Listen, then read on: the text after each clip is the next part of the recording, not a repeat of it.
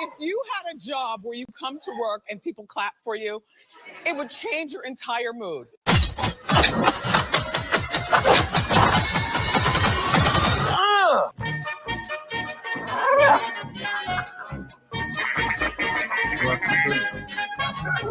We don't have any plans at the moment to do PC. Or you can grow a conscience in the next 5 minutes and see where that takes you. Don't this hit make my people wanna Don't this hit make my people wanna Don't this hit make my people wanna Watch the series finale of X-Men next Saturday morning. Check your local listing.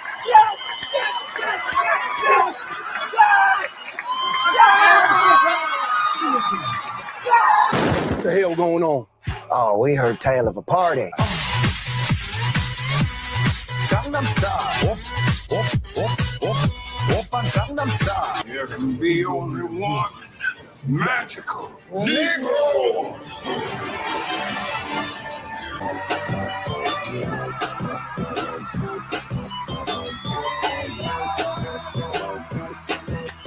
Como les dije que llama que buena baila usted a la vuelta pa' mí otra vez llegó los negros de. It won't take long when there's a song to help you set the pace. Howling Holly from the heart. This is pathetic. Where we used to live. Life could be worse. This is the worst. This is the worst. This is the worst. Mm-hmm. Yeah. Hello, my baby. Hello, my honey. Hello, my ragtime gal. Ai, menina, vida, chega aí. Ai, menina, vida, chega aí. Vai, quebra, tem mais, vai. Menina, chega aí. Vai, olha, danado. Eita.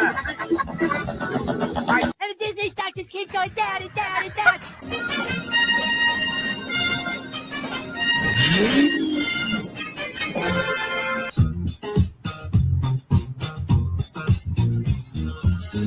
I'm bag of pixie dust.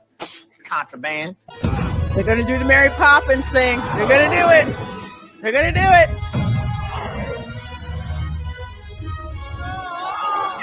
Yeah. Magic mirror on the wall. The fairest one of all.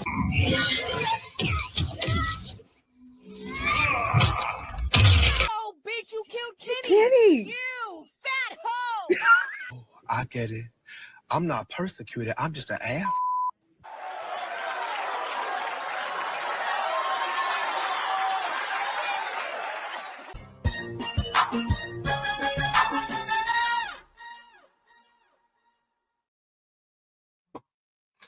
Well, hello, everyone, and welcome to my channel. I'm Lorena Creole, of course, bringing you that spice when it comes to sci-fi and pop culture analysis.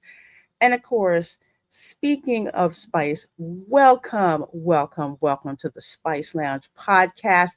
On this show, we come at you with the hot takes, spicy conversation, and absolutely no filter when it comes to talking about the nonsense that's popping off that we can fit in a 90-minute show. So much to talk about. Of course, we are going to be talking about Guillermo del Toro's Frankenstein. If you have not seen it, you need to freaking see it because it's filmmaking like we love to see. So we're going to be talking about that. Also going to be talking about how Sydney Sweeney's movie, Christy, didn't do too well at the box office.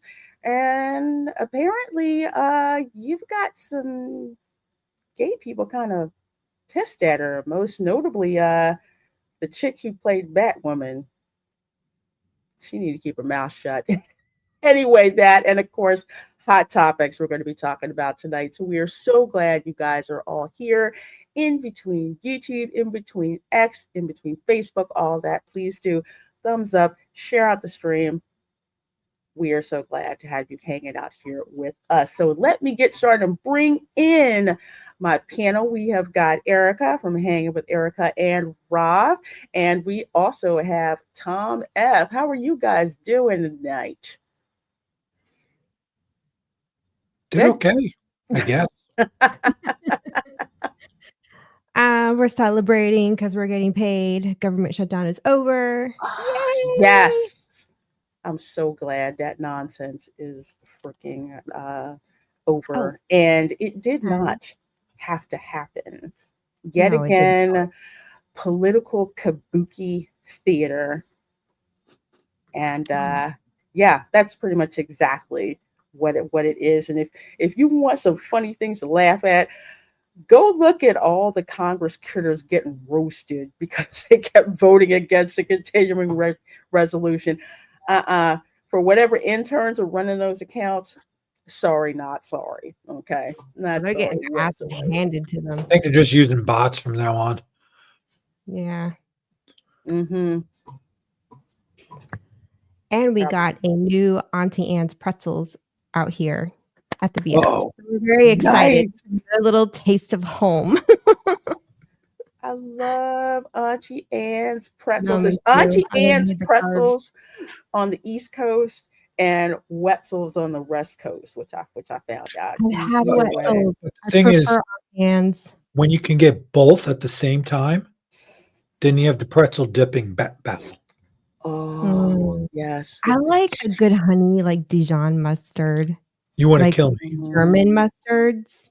I like those better than the American I mustard. like cheeses. I like to put them in cheeses. I do too. I do too. I think it's, again, growing up, the Philly area, it's like we're used to getting German mustard with like sausages and all that stuff. It is so good. It's not the yellow French's mustard. No. No. I got to take it by vicariously because if I eat that stuff, I'll die. Really? I'm allergic to uncooked mustard. So, what? Yeah, man. But you can have like deviled eggs, right? Because it usually has yeah, mustard because in that's it. cooked mustard. It's not raw. It's I got to be careful. Oh, okay. Okay. Well, that's good to know. Yes, folks, we had to get the food talk out of the way. So Sorry, CJ. you guys are here. Of course, Tom is here, and I see Linda as well. Says hello, dear Lorena and panel. What's up, chat? Well, hello, good to see you, my dear. We have got Sonia in the chat. Says hi, Lorena Creole. It's me, Sonia Priscilla Pantoja. Good evening, girl. Well, good evening to you. And yeah, I'm going to see Wicked for good next week. I'm sorry. Yes, In the theater? It's still in theaters? I thought it was on streaming already. Oh no! Well, the first Wicked Part 1 is available on streaming on I think it's on Peacock, but Part 2 for good is hitting theaters Thanksgiving week, and I'm getting I don't bragged. know why I thought it was already in theaters, and for some reason I thought it already hit streaming. Well, yeah, I'm way off that timeline. Hey, I got a notification on my phone. They're like, "Hey, do you want to install this new theme? It's Wicked for good." I'm like, delete. You know what? I'm gonna have to watch the Sisu sequel in order to wipe my brain after I go see I'm like, I can't. There'll probably be one catchy song that'll get stuck in your head, and you're like, "Why is this stuck in my head?"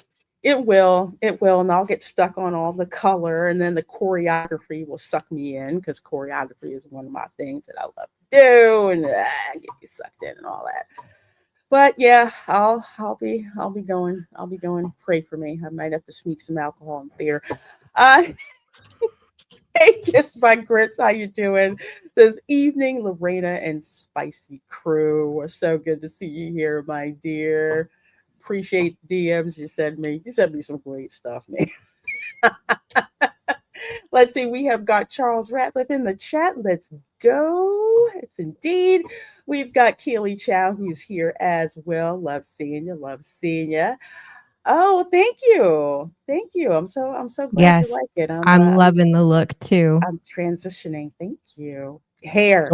Don't go. Hair. I was just like, if you said that any other way, hair. Your chat would riot, and me and Erica would be mad at you. To borrow a line from the Dark Council, pause. That means it's not what it sounded like when it came out. Yes, Charles, it is. We are going to talk about it. It is absolutely, absolutely fabulous. We're going to talk about that. Yeah, Ruby Rose. Yeah, she needs to shut the heck up. Nobody cares about shit. Of course, yes. Didn't They that don't- show bomb? The you know that you know it bombed. So Yeah, who is nobody, she to talk? She did nothing. nobody cares. Nobody cares. It wasn't a lipstick lesbian It show, was a so it flat didn't girl, work. not bad girl. Hmm? It was flat girl, not bad Yeah, girl. yeah, yeah. I specifically used the term lipstick lesbians. If there would have been lipstick lesbians, folks would have liked Yeah. that show. Those are the But pretty. They're like the regular, normal, pretty looking girls, but they're yes, yes, they're like, usually very, very, yeah, very pretty looking, and very usually feminine. have a very butch looking partner because Yeah, that's I what they noticed look. that. That's I don't what get they look. it. I'm like, just date a dude if you're attracted to masculinity. Most of the butch ones I've seen don't even look masculine. They look like frauds. Well, I mean, Sorry. yeah, I get that, but you know what I mean. Compared to like, a Yeah, girl. which like I said last week, my true Hollywood stories. I get hit on by butch lesbians. I'd have to treat them like guys. Yeah, Yep. I'll keep that in mind if I ever encounter a weird situation like that. Because from what I've Yeah. been told, they don't care if you're married either. No, they don't. And I didn't They know that. they don't even Naive care. or just They don't assumes even people care. respect marriage. They don't even care if you're straight. God. Tell them point blank. I said I'm not gay. Oh, that's all right. It's Okay, just long as we got that it's a out the way. conquest for them. Yeah, it is. Jeez. They want Yeah. to chat you up and see if they can convert you. Hilarious. Yeah. So, I'm good. Thank you. Yeah. Oh, I that's can't say those funny, comments Keely. yet. It's not been 30 That's minutes. funny. Jessica Alba's she's dating a new guy. Oh, okay. Some girl Okay. got proposed to on the red carpet. I don't even know who they were. Neither do I. Just a random thing that came through my X feed, I think. I haven't watched the red carpet since Joan and Melissa Rivers used to have fashion police, and they would come up to them on the red carpet. Celebrities would run the other way, and they drag them the Wow, next that's a long day time ago. on their fashion. Yeah, when it used to be about fashion on the red carpet. Now these people look like somebody threw them away somewhere. Hey, Mama Lugo, good to see you. Hello, panel and everyone. Hi, So Mom. good to see you, my dear. Good to see you. Of course, there's Erica Raven right there. Lorena, which was better, Francis Ford Coppola's Dracula or Guillermo del Toro's Frankenstein? That's a hard choice. See, and I have nothing to compare it to. I've never watched a Frankenstein movie until this one. Yeah, I know. I'm that girl. Oh, that's okay. The only other one I watched was the one from the original Universal one. That was the only one that I'd ever seen. Francis, that one, because I love Bram Stoker's Dracula. That's like the OG when it comes to Gothic.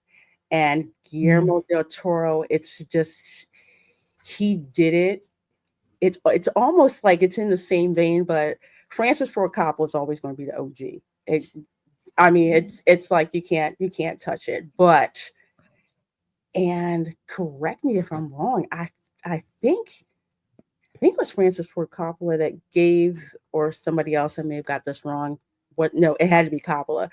Gave Guillermo del Toro props for what he did with Frankenstein, because literally you could tell he more than likely studied what Francis Ford Coppola did. And it's just awesome. I can't choose. I don't want to choose.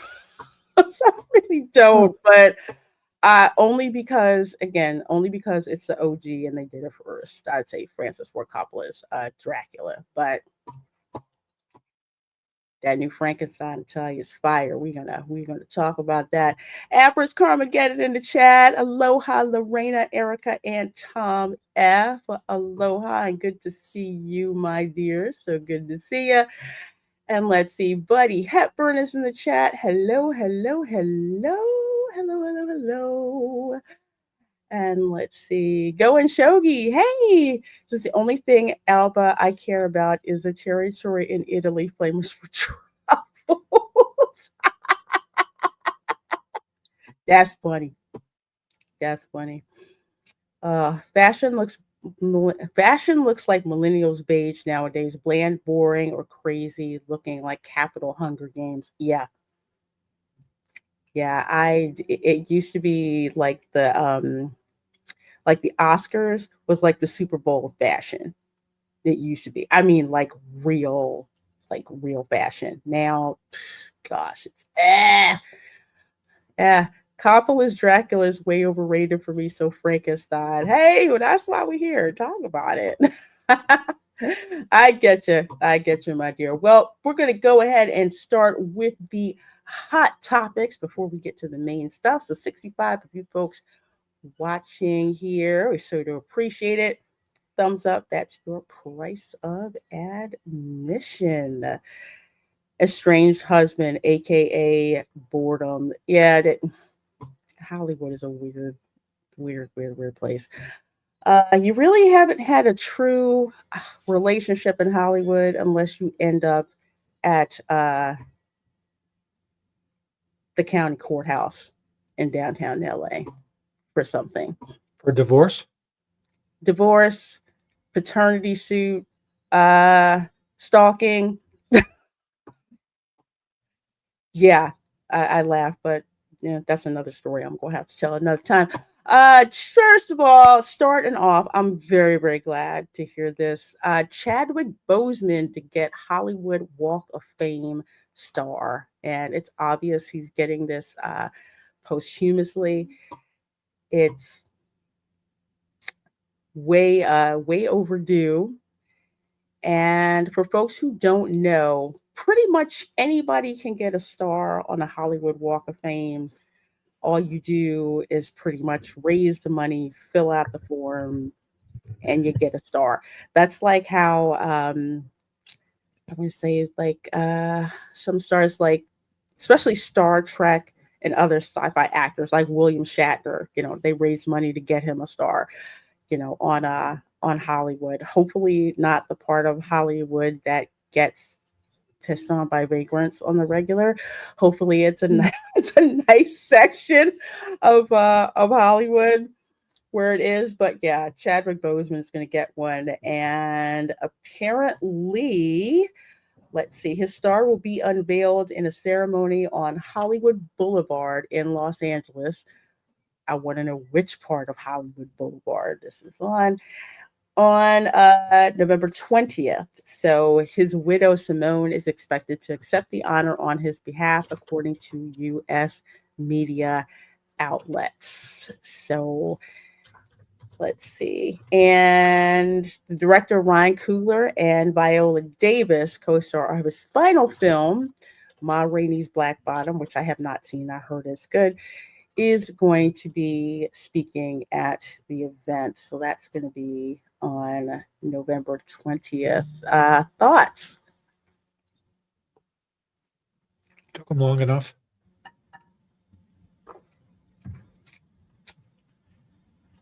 Yeah, it sure did. It was shocking to lose Chadwick the way that it happened. It's because I think in the couple of months, I think before he passed away, we were like, what's wrong with him? He's like, is he losing weight for a role or something like that? Turns out he had cancer and didn't want.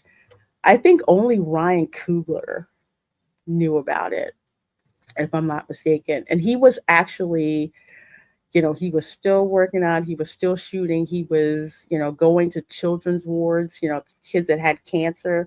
And he was like, these kids are strong, so I have to be too. And yeah, it was just so sad. So sad. Nice section. That was a long going. Yeah, I said that should have said /sarcasm. Nice and Hollywood. Well, yeah, Nice and Hollywood Boulevard are kind of like a, misnomer. They're giving out Hollywood Walk of Fame stars lately like candy to almost any celeb. Yeah, that's because anybody can do it. I had to wonder about We that. should all get one and call it the shit stain. Which one? We should all do it and call it the shit stain. I think the Hollywood Chamber of Commerce will reject it. Well, you just put a poop emoji on it and just say, you know. Oh my gosh. But yeah, all you do is raise the money. Hollywood Chamber of Commerce gets the cash and you get the ceremony and all that stuff on the Hollywood Walk of Fame. Didn't know he was sick till he passed. Same. He kept it to himself and visited sick kids in costume. Respect. Yes, absolutely. Absolutely. Hey, Dance Life at the Kingdom. Good to see you. Good to see you. And yeah, lots of folks are echoing pretty much what I said. It's fairly easy. All you need is the money, the signatures, and that's it. Hollywood Boulevard. They still have it, but it's probably skeevier now than it used to be. But the Hollywood Christmas Parade, that was interesting going to see in person. It was fun. I did it once. And they actually clean up Hollywood pretty nicely before they do it. But my question now is, do they have people with horse pails trying to clean up all the human poop instead of the horse poop? I don't know. I guess they pressure wash that real good. Because all the tourists go down there, you know. So they have to keep that area looking kind of halfway good during the day. At night, and that's a different story. You will not catch me on Hollywood Boulevard at night. No. We should send Go and Shogi to go check it out. If you never get stuck in West Hollywood Halloween traffic, it means God loved you. Yes, I didn't even go around there during that time. Absolutely nuts. Absolutely nuts. They only clean the China comes over. Yeah. Like that area in front of Grauman's Chinese Theater, it looks a lot nicer on TV and in movies. In reality, it's as scummy as Times Square in New York City. I kid you not. Oof. Kid you not. Oof. Not too good. Not too good. Well, good on Chadwick Boseman's widow for getting him a star on the Hollywood Walk of Fame. Much deserved. Next hot topic, and this one came in hot. And as soon as I saw John Woo, I had to take a look at it. So coming to us from Deadline, John Woo and Nicolas Cage teaming up 30 years after Face Off for New York crime boss Pitt Gambino. Interesting. I am quite hyped about this. Have you guys seen the movie Face Off? Oh yeah, long time ago. Mm-mm. That was a crazy ass movie. Is it one of those gangster Godfather type movies? No. It's an action type. Yeah. Action type movie where dude was like basically swapping faces with people. It was the wildest thing ever, but just way too much fun. Such a great action film. I loved it. Face Off too. Let's see. I'm the Great Gambino, The Sandlot.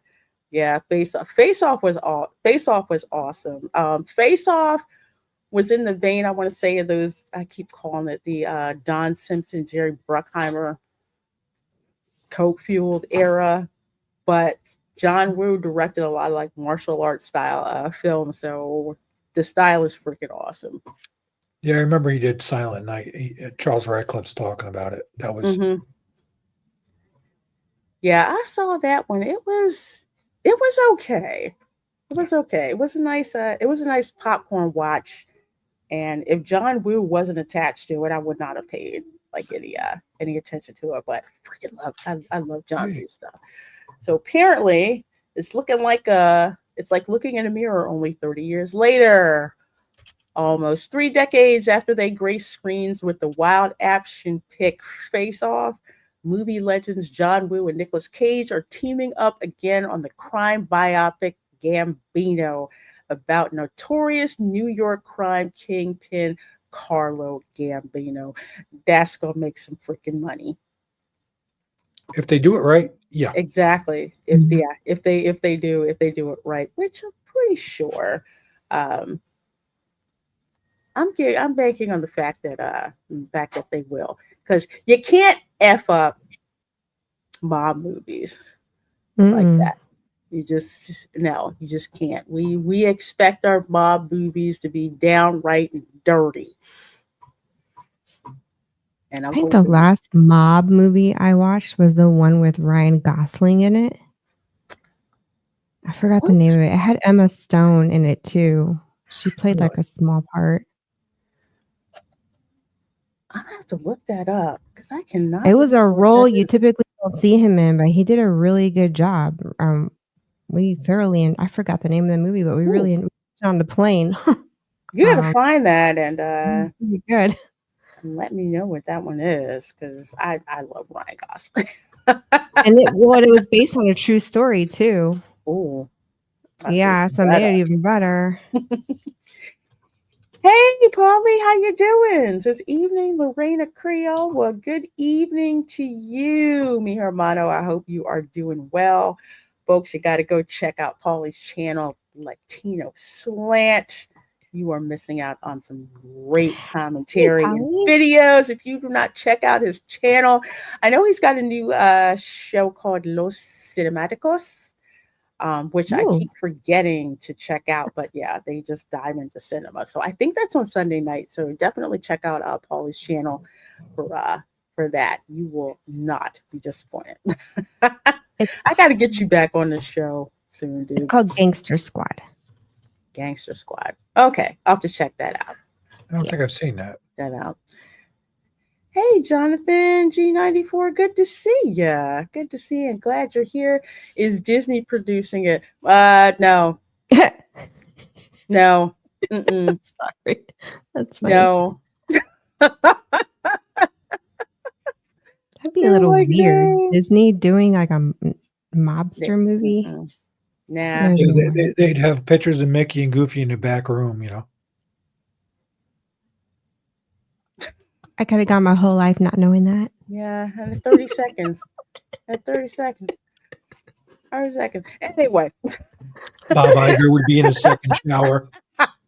Anyway, no, I'm guessing it might be Jerry Bruckheimer, actually, probably producing this, but no, he doesn't really deal with Disney. Usually Bruckheimer is with a lot of stuff with Universal. At least that's what I'm thinking. But I will keep a pin in this because I can't wait to have this movie show up. Because then again, I love John Woo. I love Nicolas Cage. You want to watch another crazy action film where you think, who the heck smoked enough whatever to figure out what to do? Watch Con Air. That's all I'm going to say. Oh, I did like that movie. That was good. Con Air. Convicts on a friggin' plane. I love it. John Woo's Hulk movie was so bad. No, I wiped that sucker from my memory. I don't even know. I don't even think about that at all. What movie? Remember what movie? Yeah. What? What movie? Mm-hmm. What movie? Yeah. Nah. 20th Century or Disney. Yeah, I don't think so. I think it's Universal. I'm guessing that's Universal. The only thing Bruckheimer did for Disney that I am aware of is the Pirates of the Caribbean movies, if I'm not mistaken. Con Air, Nick Cage made mullets awesome in him. Yes, he did. That I freaking love that. Hello, Amanda. Says hello, Lorraine, lovely Lorena, practically perfect panel and cheery chat. How's everyone doing today? We are doing awesome, running through our hot topics. And speaking of hot topics, I never thought I would be cheering for this person, but I am. Coming to us from IGN, The Super Mario Galaxy movie's Rosalina will be voiced by Brie Larson. Well, voiced, okay. I don't know. I like to look at her face. Yeah, you're not, which is true. I'm hearing that a lot. I mean, because it's, she's doing a voiceover, and it sounded, sounded really good as far as I know. Camera Girl knew about the trailer before I did, of course, so she's tripping out. She loves Rosalina. Usually I wind up being Rosalina in Mario Kart because she grabs Princess Peach, and I got Rosalina. Go and Shogi, thank you so much for gifting those 10 Lorena Creole memberships. I sure do appreciate it. I'll hit you with this. And the Disney stock just keeps going down and down and down. And then Bob Iger is all like, no, it's going to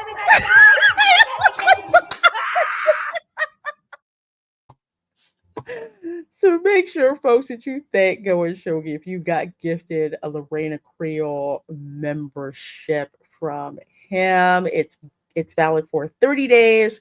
You guys get access, of course, to videos. Of course, we have watch parties coming up, especially watch parties for a certain show called It's Florida Man on HBO Max. Yeah, we're going to be watching a couple of those episodes because we've already showed the articles on the show. Yeah. If it's going to be private, we could be really, that could be interesting. As a matter of fact, let me skip over to this right now. Yeah, the thing that makes this show funny is they have real Florida Man stories, but they recreate them with Hollywood actors, which makes it even. There's the one with Randall Park, which is absolutely freaking insane. that you have to check out. So, yep, they're doing a season 2. They wrapped up shooting not too long ago, but the producers actually were like asking people, hey, send us in these Florida stories. They had more than they could handle.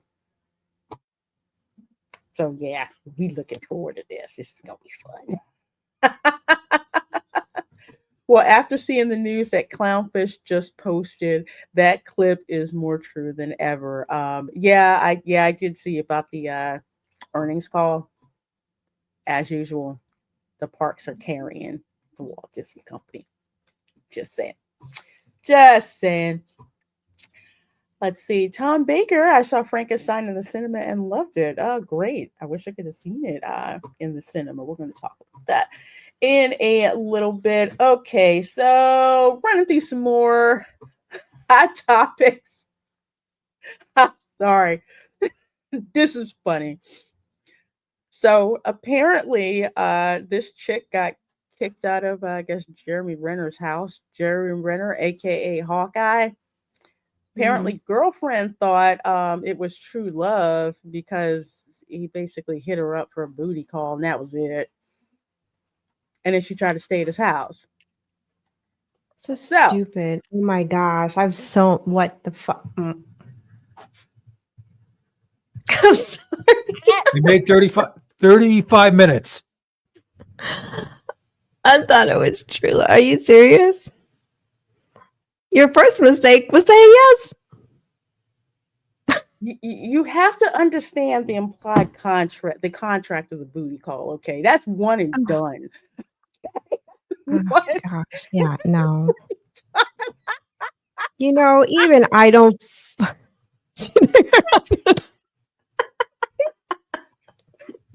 She didn't end up in Germany, just saying. Girl thinks she's dating Brad Pitt, sends him $100K. Yeah. It's weird stuff like this. I'm gonna play a little bit. Don't claim me, TMZ. Zoo, how are you? Hi, how are you? I'm doing good. I have to ask you, you've been in the press a little bit lately about the recent legal situation with Jeremy Renner. But here's the thing about TMZ. When they, no, you didn't, Paul. He said, what's her number? Rob, I'm going to beat your ass. Oh, don't you have a girlfriend or a fiance? Wife. Oh, that's funny. Oh my gosh. For TMZ, okay. For TMZ, what they like to do is roll up on people. You know, they're just out in Hollywood whatsoever, and they just catch them, on camera. Here we go. I can fix her. I understand that sentiment more than you know. It's like, I can fix her. Really, I can fix her. I love crazy women. It's called us. It's called, yeah. Give her a plane ticket or a bus fare to anywhere but where you are. It's like the hot crazy scale. That is true. Better go watch that video. That's true. The hot crazy scale. That is true. 100%. She'll change, I promise. Oh gosh. Major says she looks like my next divorce. Oh my gosh. Check this. This is so funny. I wanted to ask you about that and kind of just ask you what's true, what's not true.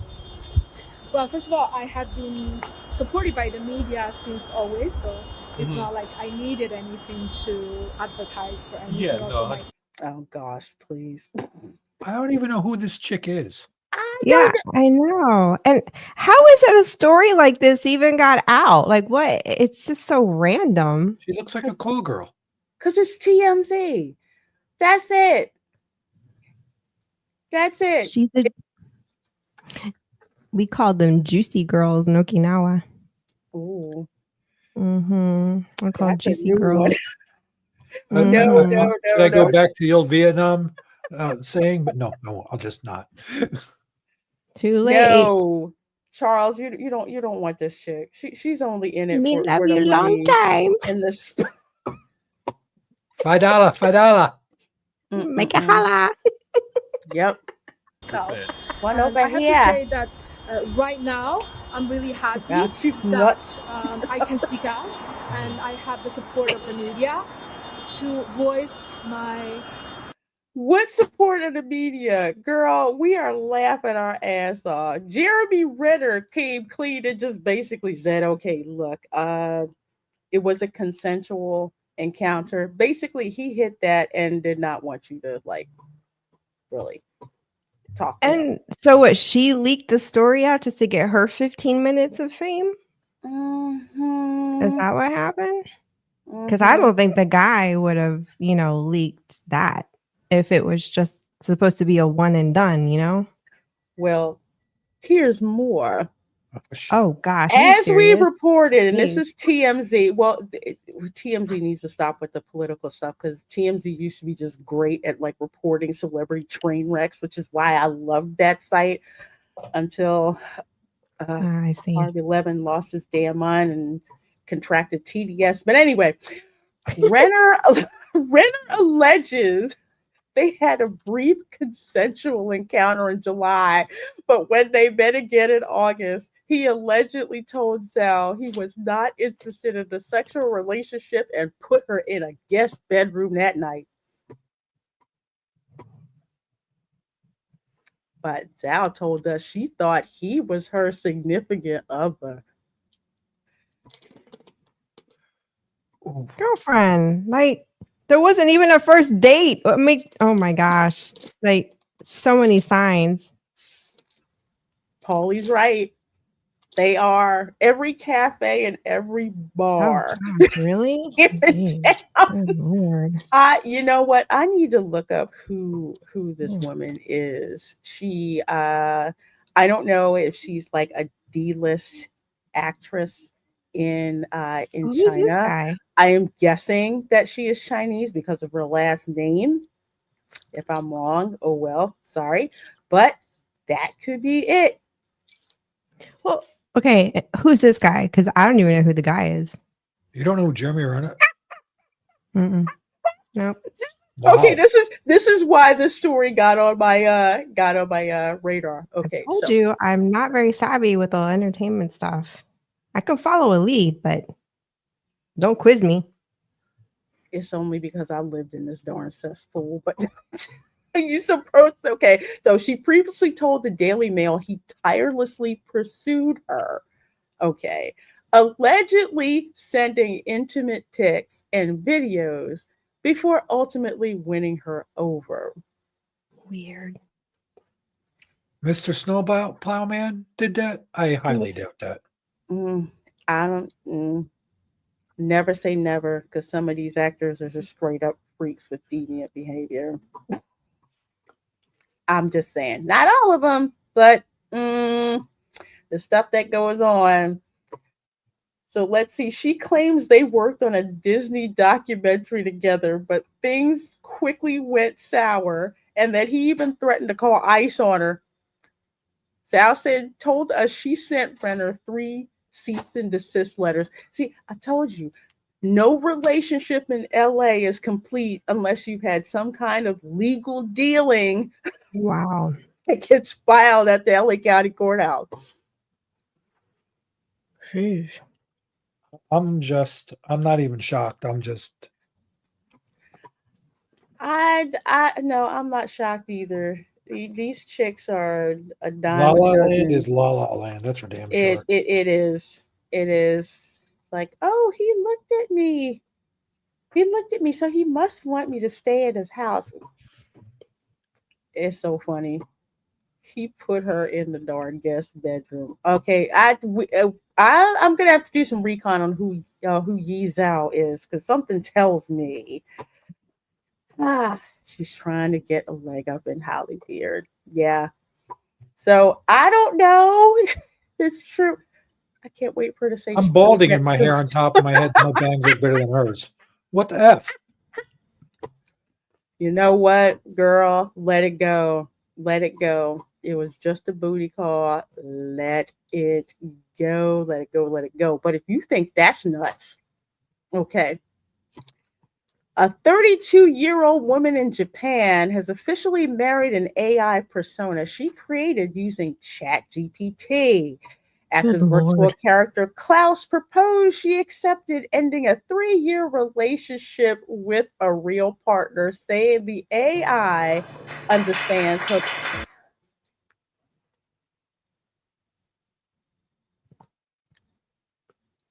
This chick.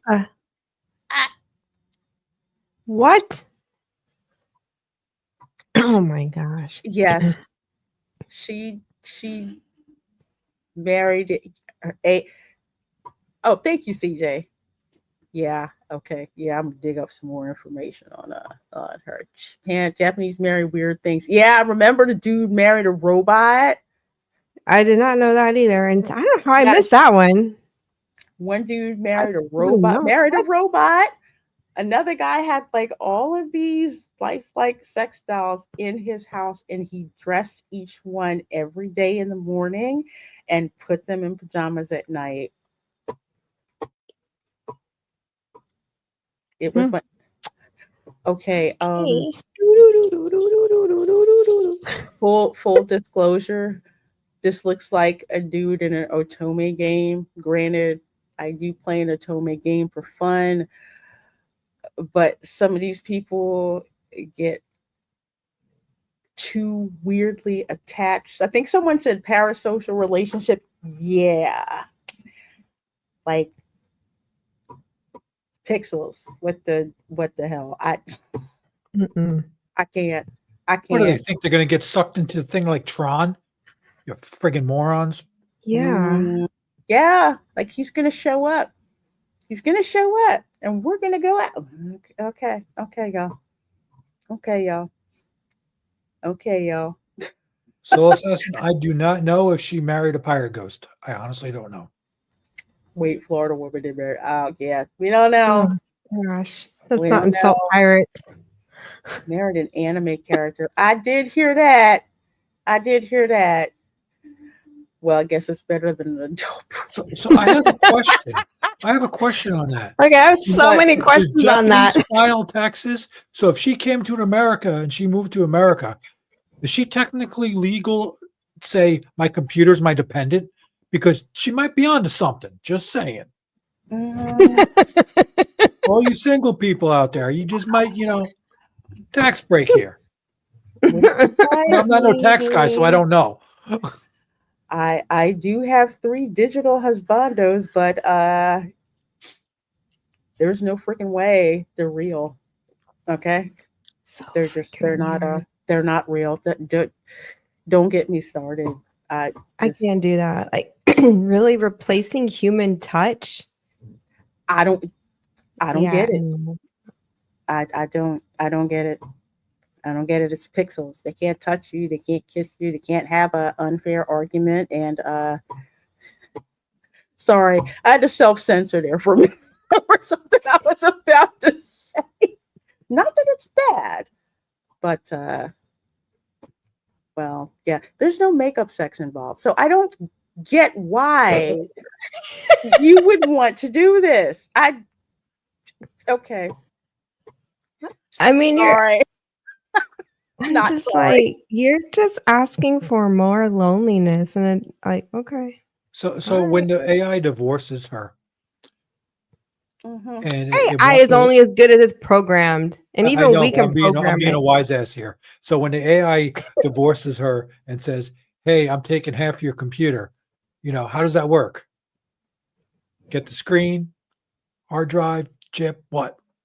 I don't know. Half the phone. Probably half the phone. I am going to guess she is not using a PC. She is using it on her phone. Probably. Yeah. So, The whole so thing's just freaking weird. iPhone comes out with new phone. We no longer support that AI. Are you gonna have a funeral?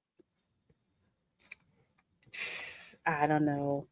It's Charles says it gets half. Good luck getting half of my computer. Shoot. Oh, think so. Amanda says this almost feels like a slap in the face for those of us having trouble finding guys to date, and yet I'm scratching my head on how that could even be legal. I don't know how right? it works over in Japan at all, but yeah, it is a slap in the face. You would actually prefer some digital persona that doesn't really give a crap about you. I would think that it's not legal in Japan, knowing the Japan I know and how traditional they are. If anything, it was just like a PR stunt. It was just because I can and I can get clicks out of it. But as far as legal bearing, CJ. Yep. Yeah. I mean, I know I went out The AI is to gonna look at her. Have you seen Sydney Sweeney? That's who I want. F off. yeah, I'm leaving you. I'm leaving you now. There's people who do these chat GPT chat bots that will like tell them everything that they want to hear. It's like, honey, you can get somebody to tell you anything that you want to hear. It's called the girlfriend experience. If you know, you know. It's hilarious. It's like you know. It's but then again, if you thought that was nuts, and I'm not going to apologize because if I had to see this, y'all have to see it too. I'm out. The what? Cynthia Erivo graces the cover of GQ's Men of the Year issue. I'm sorry, say that again. What? I'm going to repeat it again because I was so freaking offended. Cynthia Erivo graces the cover of GQ's Men of the Year issue. Oh my gosh. Why is she on that cover? Is she claiming she now has she's a him? Mm-hmm. Well, once they identify as queer, it's not long before they identify as the opposite sex. It's just around the corner. It's like the next thing. Yeah. As a flaming heterosexual, this offends me so highly. I on two levels this offends me. One, you're not a man. Okay, you are not a man. GQ She's an ugly usually, woman because they've too. been going like I don't get it. GQ used to have just the hottest looking dudes on the cover. Very nicely styled. That's what GQ was. If they put a woman on the cover, she was usually pretty hot, probably trying to undress some dude on the cover. That's what GQ used to be. When we used to say guys had that GQ look, it was a very upscale, very masculine look. You mean to tell me that this chick who claims that she's what, non-binary or something like that? She don't know what That she you're a is. She's so man? damn Are you confused. She's kidding on here me? because she's in this the damn movie remake. That second part, whatever the hell you have to go watch. Oh, they did in 2022? My brain must have wiped that. And men, are probably not going to get up in I haven't arms paid and fight attention for to the right of GQ. men. They're just going to let it go. We Like just it's write it off. okay. No, we just write it Okay. off. I don't give two shits about this magazine. I haven't, and I don't think I ever have. And most of the guys I know never gave a crap about it either. We all thought it was a bunch of fags. Okay. Oh, well, there you go. There's that. Come on now. That cracks me up. Yeah, My guys will say, Every "Don't time you I look really?" at her, she looks more and more like a walking skeleton. Yeah, she is. Like, I mean, you're starting to see her actual skeletal structure of her body. She's gotten so thin. I don't. She that pose. What is she trying to be? Neo from the Matrix, or Lawrence Fishburne? Which Yeah, she's trying to be Morpheus. Okay, That's what I'm saying. Morpheus. Yeah. Probably trying to be Morpheus. This is Morpheus trying to bring you back into the Matrix. This is just weird. She got the masculine legs, but then she's got the ladylike hips. But then you look at her head, and it just looks like a black skeleton. She needs a sandwich. LOL. Oh, it's a black Jack skeleton. I got it now. Oh gosh. I just know I am really sick and tired of Hollywood basically making Black women masculine freaking looking. That super offends me. Hey, at least she has shoulder pads on. You got to give her that much. They look like something out of Mad Max met the Fraggle Rock crowd, but who I'm the hell just knows? sick of the whole trans thing, period. I think it's just Right, for the so, right to like be the LGBT. most offensive thing to the human race is looking in the mirror and thinking you're in the wrong body. I'm sorry. I just no. You need to be in a mental institution or medicated, like something, because that's just not normal. I'm sorry. And it's not normal. And this is the reason why it pisses me off. Because I know some folks are like, yeah, GQ gets what they deserve. Yes, they do. But there was a point in time where you had very, very masculine men. I don't know if they were gay or not. That was not the issue. I didn't freaking care. They looked hot. But there was a certain persona that GQ used to have, which they no longer have and haven't had for years. And this is what it's freaking turned into. No, yet again, I get really pissed off and insulted when you try to tell me that this is a man. No. Yeah, no. Absolutely freaking not. I completely reject that hypothesis.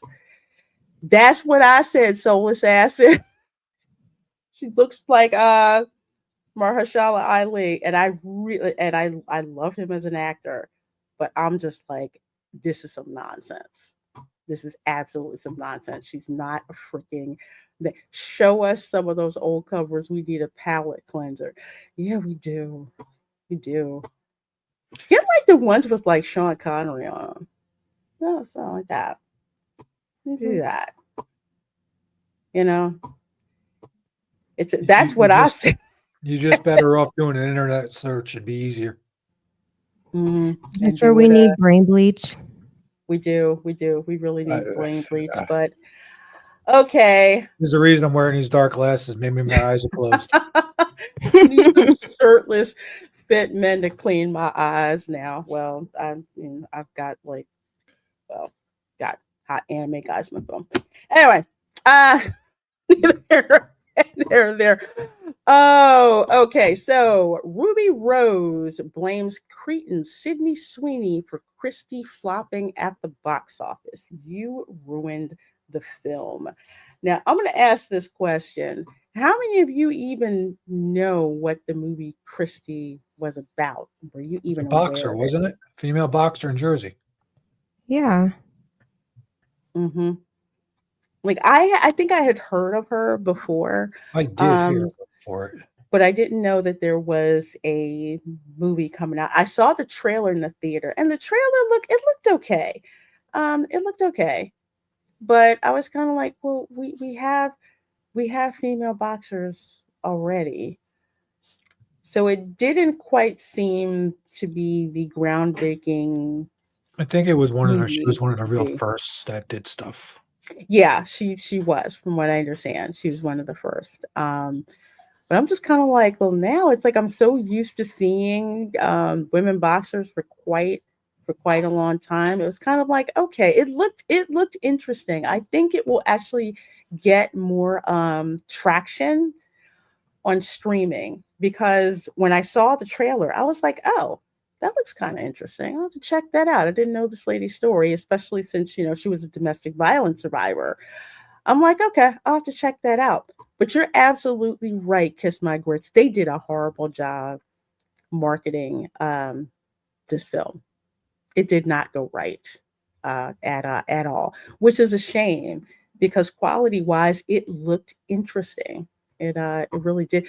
It looked better than the one for the Smashing Machine. I mean, I love The Rock, but I'm just saying. But the funny thing about this is that you have Ruby Rose.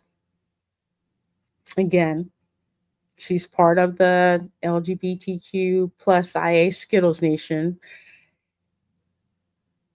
Basically having crashing out for the most part. And yes, I'm going to say crashing out, because Sydney Sweeney had the nerve to be a heterosexual and take this role.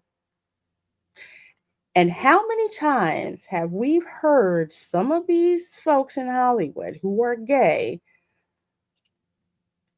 basically giving heterosexual actors a ration of crap because how dare they take that role from somebody gay? It's like, look, it's called freaking acting. It's a job. Get over it, bitches. So I'm sorry. So the girl Christy is like a lesbian in real life, and because a heterosexual, aka Sydney Sweeney, took on the role, now the Skittles Nation is all upset about it. Mm-hmm. Or more, but it's okay for Skittles Nation to go playing straight people, like, I don't know, Neil Patrick Harris. Yes. Okay, just wanted to clear that up. Their hypocrisy. It is. But then again, if you point this out, then, they call it hate. Hey, Dylan. It's like, no, it's not hate. We're calling it out exactly what it is. No, you it can't to have no it one. both ways. Yeah. You can't have it. You cannot have it both ways. It's called acting. That's all we freaking care about. And I don't know the last thing that Ruby Rose was in, and neither. I've never even heard of I've never even heard of a Ruby Rose. I'm like, who the hell is this girl? You didn't see Batwoman. Consider yourself lucky. Okay. I did. They turned Batwoman from Oh, okay. You mentioned that earlier about Batwoman. Okay. That pissed me off, because I was looking forward to the Batwoman series, but they turned it basically into, a lesbian series, pretty much. Oh, jeez. Yes. Well, I mean, like that was apparently Batwoman's Superman's identity. non-gay too in the comics, or Robin, one of the two or both. I don't know, some weird shit like that. I really wish that, and I'm pretty sure that they don't speak for all of the actors in Hollywood who just happen to be gay. They just want to do a role and do the job.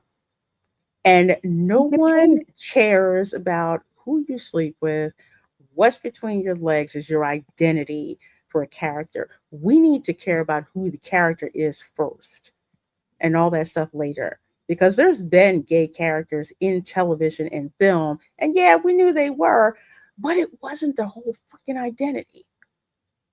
Yeah, it wasn't the whole story. And that's why people just tuned out, about that. I mean, the whole story about Christy is about the career, not about her personal romance life.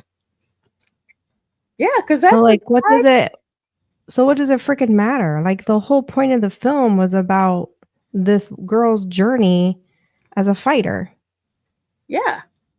And that's actually what the trailer was like. I had no idea that Christy was gay. That was the last thing that I knew about. I was like, I didn't know either until just now. I'm like, what? I'm a little confused. I just liked her story, and that's what interested me. Yeah, she didn't talk in John Wick. That's why I agree. That's why she didn't talk in it at all. But yeah, haters gonna hate for the most part. But yet again, it's so freaking disingenuous. I think somebody again is just jealous that they didn't get it. Oh, thank you. This is what I wanted to put up here. So Kiss My Grit says Ruby Rose is also mad because she was offered a role in the movie as Christy's girlfriend, and then the studio rescinded the offer. Ooh. Oh, the first thought that came through my mind on that one is, what if Sydney was like, I draw the line there because I'm not actually a lesbian. I'm not doing that on screen. I have boundaries and morals and standards. It's not happening. Damn, I know she was salty.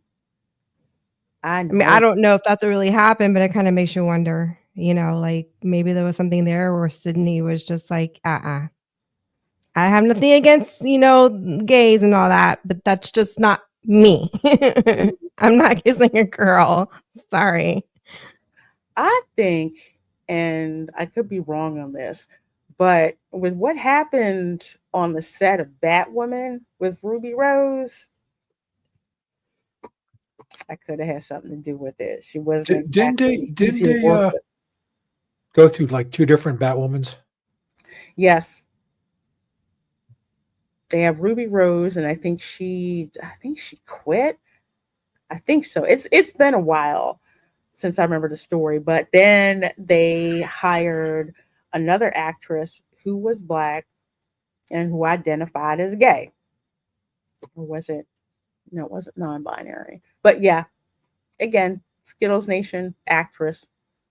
But because she was Black, they went in a whole nother direction. I have never been so pissed watching a show in my life that you can go back on my channel and watch the review I did of the first episode of season 2 of Batwoman with Black Batwoman. I'm normally bubbly. Oh no, I crashed out. It was from when I way back in the day when I started this, and I was just like, I cannot freaking review this show at all. At all. I was so pissed off. Ruby failed with Batwoman. Sydney became hot stuff in Hollywood. Enough said. Yep. Yeah. She was not likable at all. RJ McFreddy says Ruby has a lot of nerve after Batwoman saying anyone was crap. Yes, yes. She was horrible. Opinions are like assholes. We all have one. Mm-hmm. Yeah, exactly. It kind of sucked that the movie didn't do that well because I was really rooting, at least for Sydney, to have, a success, because everyone's over here like rooting for her. Yeah. I hope. Well, you something gotta like put her this in a role where she can show her assets. Yeah, well, I mean, like, will this? I'm just saying, most of male gays is going to happen. Kiss Kiss Bang Bang, Val Kilmer's character. Oh, okay. I don't think I saw that movie.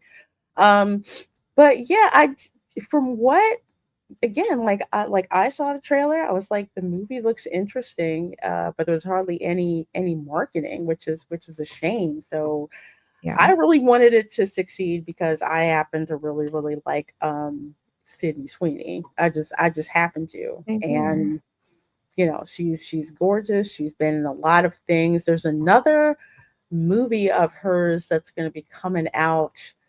I think like should be pretty soon.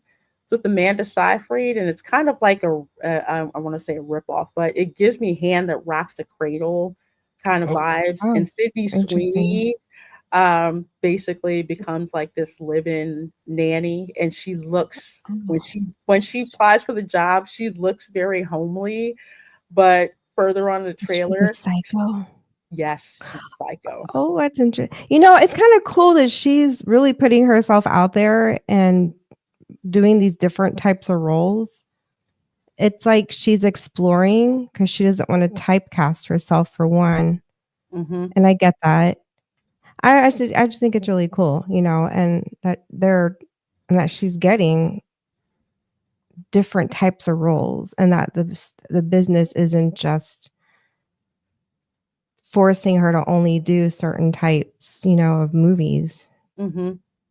Yeah, they're not, you know, she's not being pigeonholed. She's doing a lot of different things. And yes, Soul Assassin, I did see this, you know, the real one, because she was on set, and there was a lot of these promos that I think it was only online, where they had the real Christy who was talking about what this movie meant to her and how hard Sydney Sweeney worked, you know, on the film. She seemed basically, you know, really happy. So if the real Christy is happy, yeah, why do you have an effing problem with it? And ain't she part of Skittles Nation? Yeah. Sounds like you don't need any more approval than that. Golly, these people. You know, I think Christy is one of those old school lesbians, you know, where they're just like, we just want to live our life and do whatever. Yeah, oh, if she's older, yeah. I Just think leave me alone, live my life. Yeah, that's what I think. Yeah. Just let me do what I need to do, and that's it. That's it. Skittles, taste the ring. No, don't ruin the damn candy. It's already hard enough, you bastard. Well, there's 138 of you folks watching. Thank you so very much. So we're going to get on to our main topic, of course, for the evening, which is Guillermo del Toro's Frankenstein, which is the top film on Netflix's weekly chart. Guillermo del Toro praises audience for embracing story in 2025 the way he has for the past 50 years. Now, you guys have watched the film. What is your initial impression of the film? I loved it. I enjoyed the hell out of it. It was good. It was nice seeing a different take on it. It was good.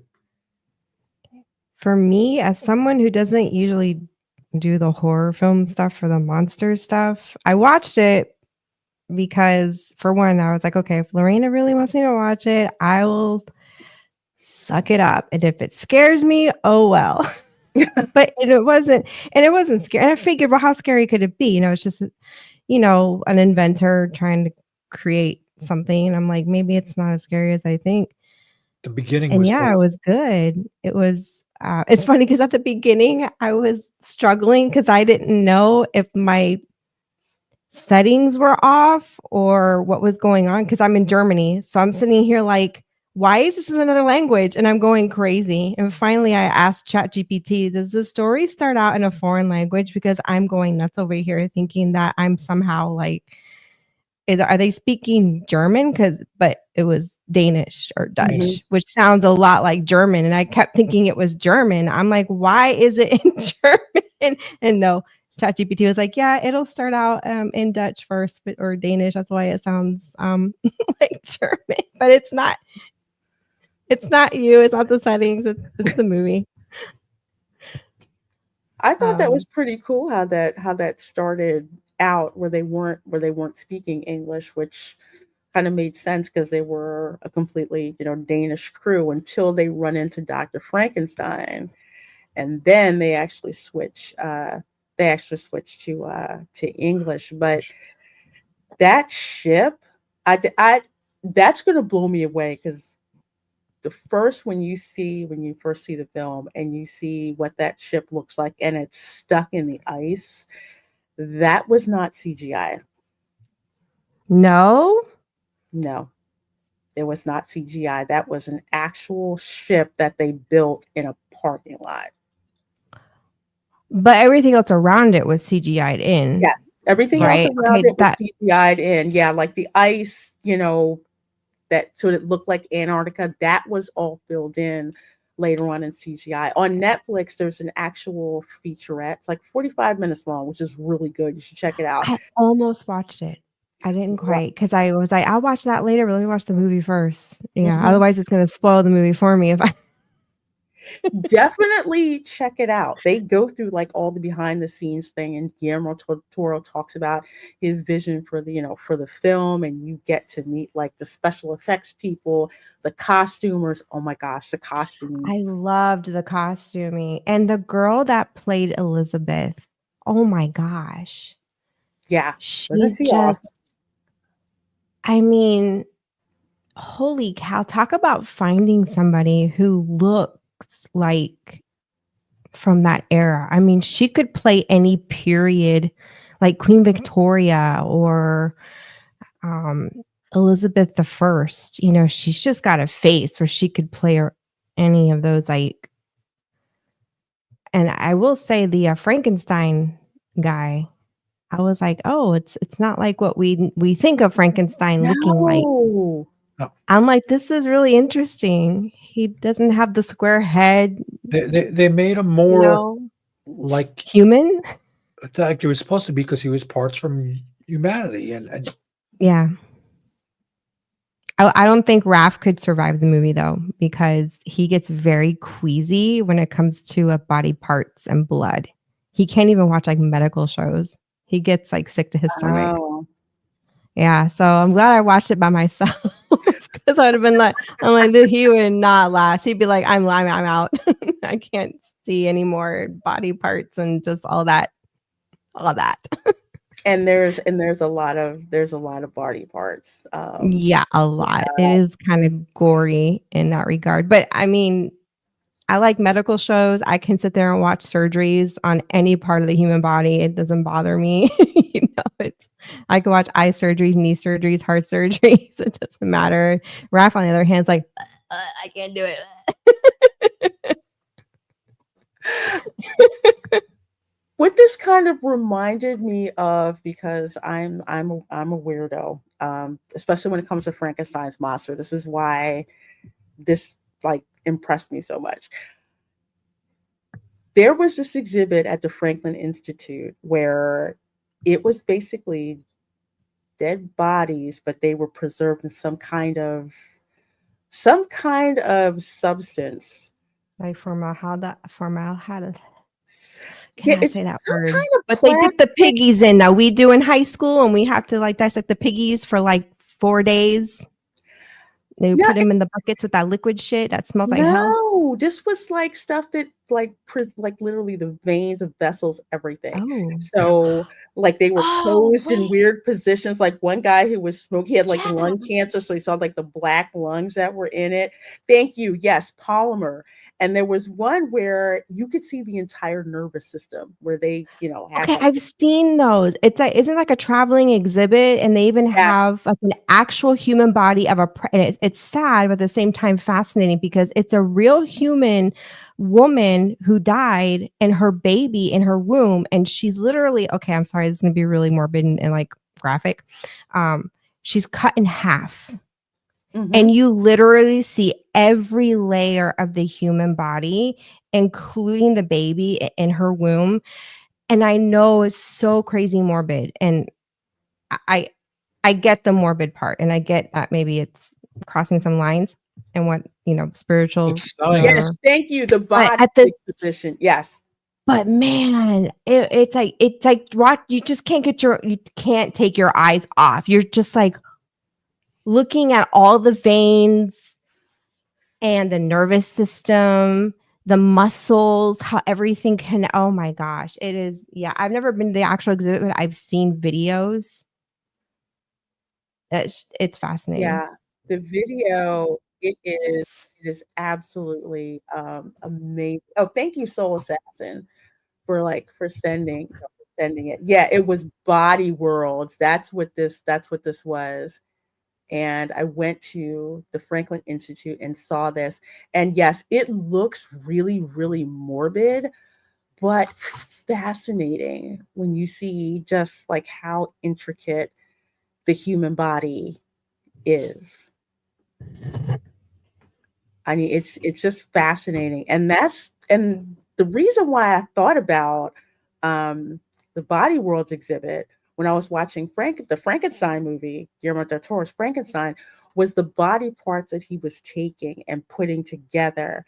And there's one scene, actually there's two, and the jump scare scared the crap out of me when I saw him.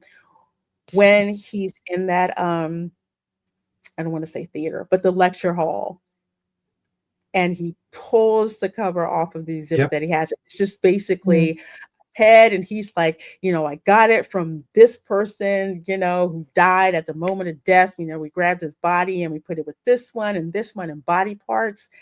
And they were just like, well, what the heck is this? And he gets that battery solution that he has, he puts it in there, and all of a sudden that thing just started breathing. Freaked me the heck out, but fascinated me at the same time, because you could see like all the muscles and the that freaked me out. That freaked me out. It reminded me of Voldemort. A little bit, yes. I was like, why am I getting Voldemort vibes with I this like guy? one Like, part even where his costume, I was like, he kind of even looks like Voldemort. I like when the guy threw the what he was holding. I think it was a ball, and the thing Yes, caught it. and he caught it. Oh, that was nuts. He's like, no, it's not some knee-jerk reaction. You've got a body part of something else in concert with this other thing together. I'm like, what kind of abomination is this? But that's the reaction that you're supposed to have. Yeah. Like, you shouldn't be able to create this thing. And I want to say one of the genius parts of Guillermo del Toro with all of his directing was that he didn't just have a body on display. He didn't just have it, breathe really weird or anything like that. When he actually, Oscar Isaac throws that ball, and we'll say that thing, Brief Parts actually catches it. Not only catches it, but he's actually holding it and like trying to gauge what it is. And responds to command. Like, give it to me, drop it, let go. I was like, oh, geez. So it's the thing was technically at that moment real live. Yes. And he's like, it helps to be nice, polite. I'm like, and people are kind of laughing, but it's that nervous laughter. And he's going through, the Chinese thing, believing like the chi and like how he has all these, needles in him, and he pulls one out and the thing dies. And it doesn't just die. You hear an actual death rattle before it dies. I'm like, that's nuts. And then there's the other scene where granted, I could have lived without seeing Oscar Isaac's bare ass. But anyway, apparently he had some kind of revelation in the bathtub. And he's like, yeah, symmetry, whatever. Yeah, okay. All right. Okay. So he gets this idea to, I guess, have the process start higher up on the spinal column. And when he did that, and that thing started like, it started like sat straight up because it was leaning over the body. That part kind of startled me. All the tendons and everything. I'm like, man, that's okay. Yeah, that freaked me out too. Yeah, that did kind of startle me because it was it was like a knee-jerk reaction because the character just like, and I was like, ooh, like that was a little. It's funny because I watched this a couple of days before you said you were going to review it. And I watched it, and I told Lynn, I said, "Come, we're gonna watch this." And she's like, "Well, we're watching it." And I was surprised. She sat glued and she didn't get up at all. Wow. Cadaver Day. Yeah, I remember Cadaver Day. What's Cadaver Day? When you have to go in and they have a dead body that you basically have to dissect. Oh, I take it this is like not high school level. This is like college. Yeah, like med students, biology students have to go in. I actually watched a autopsy. Mhm. I was Yeah. very grateful my allergies were acting up that day, so I couldn't smell anything. Because some people were like, "Oh God, this Well, smells horrible." I'm if like, it's anything like the pig dissection we had in high school. Oof, that's definitely something you have to get used to. Victorian CSI episode. But yeah, I agree with you, Linda. It's like the Frankenstein learned to read, communicate, and had feelings. He wasn't abnormal like the other Frankenstein movies portrayed. And where did sorry, I lost this. Go Kiss My Grits was asking if it was faithful to the Mary Shelley novel. And it is, with a twist to it. And Guillermo del Toro talks about this more in the featurette. You got to watch the featurette. It's 45 minutes of just damn. You go through, and he has all of these notes, and he's like, this is something, there's two I don't want to say properties. Well, we'll say two stories that Guillermo del Toro has been obsessed with bringing to life, like all of his life. Mm-hmm. The first is Pinocchio. That sucker won an Oscar. You need to see it. I'm sorry, there's another Pinocchio movie out there? Yes. Why? I watched this last year. It's stop motion.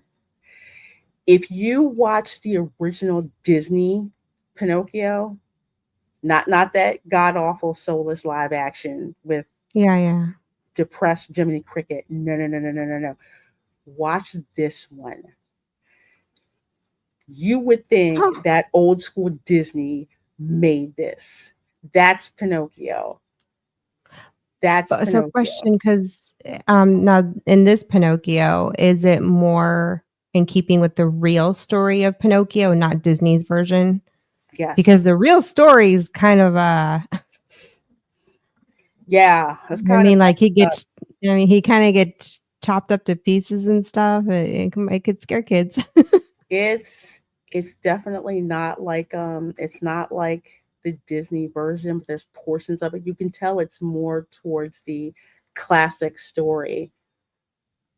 Because I think a classic story wasn't that written by I never did that see was it. another Tell me Brothers again. Grimm story, wasn't it?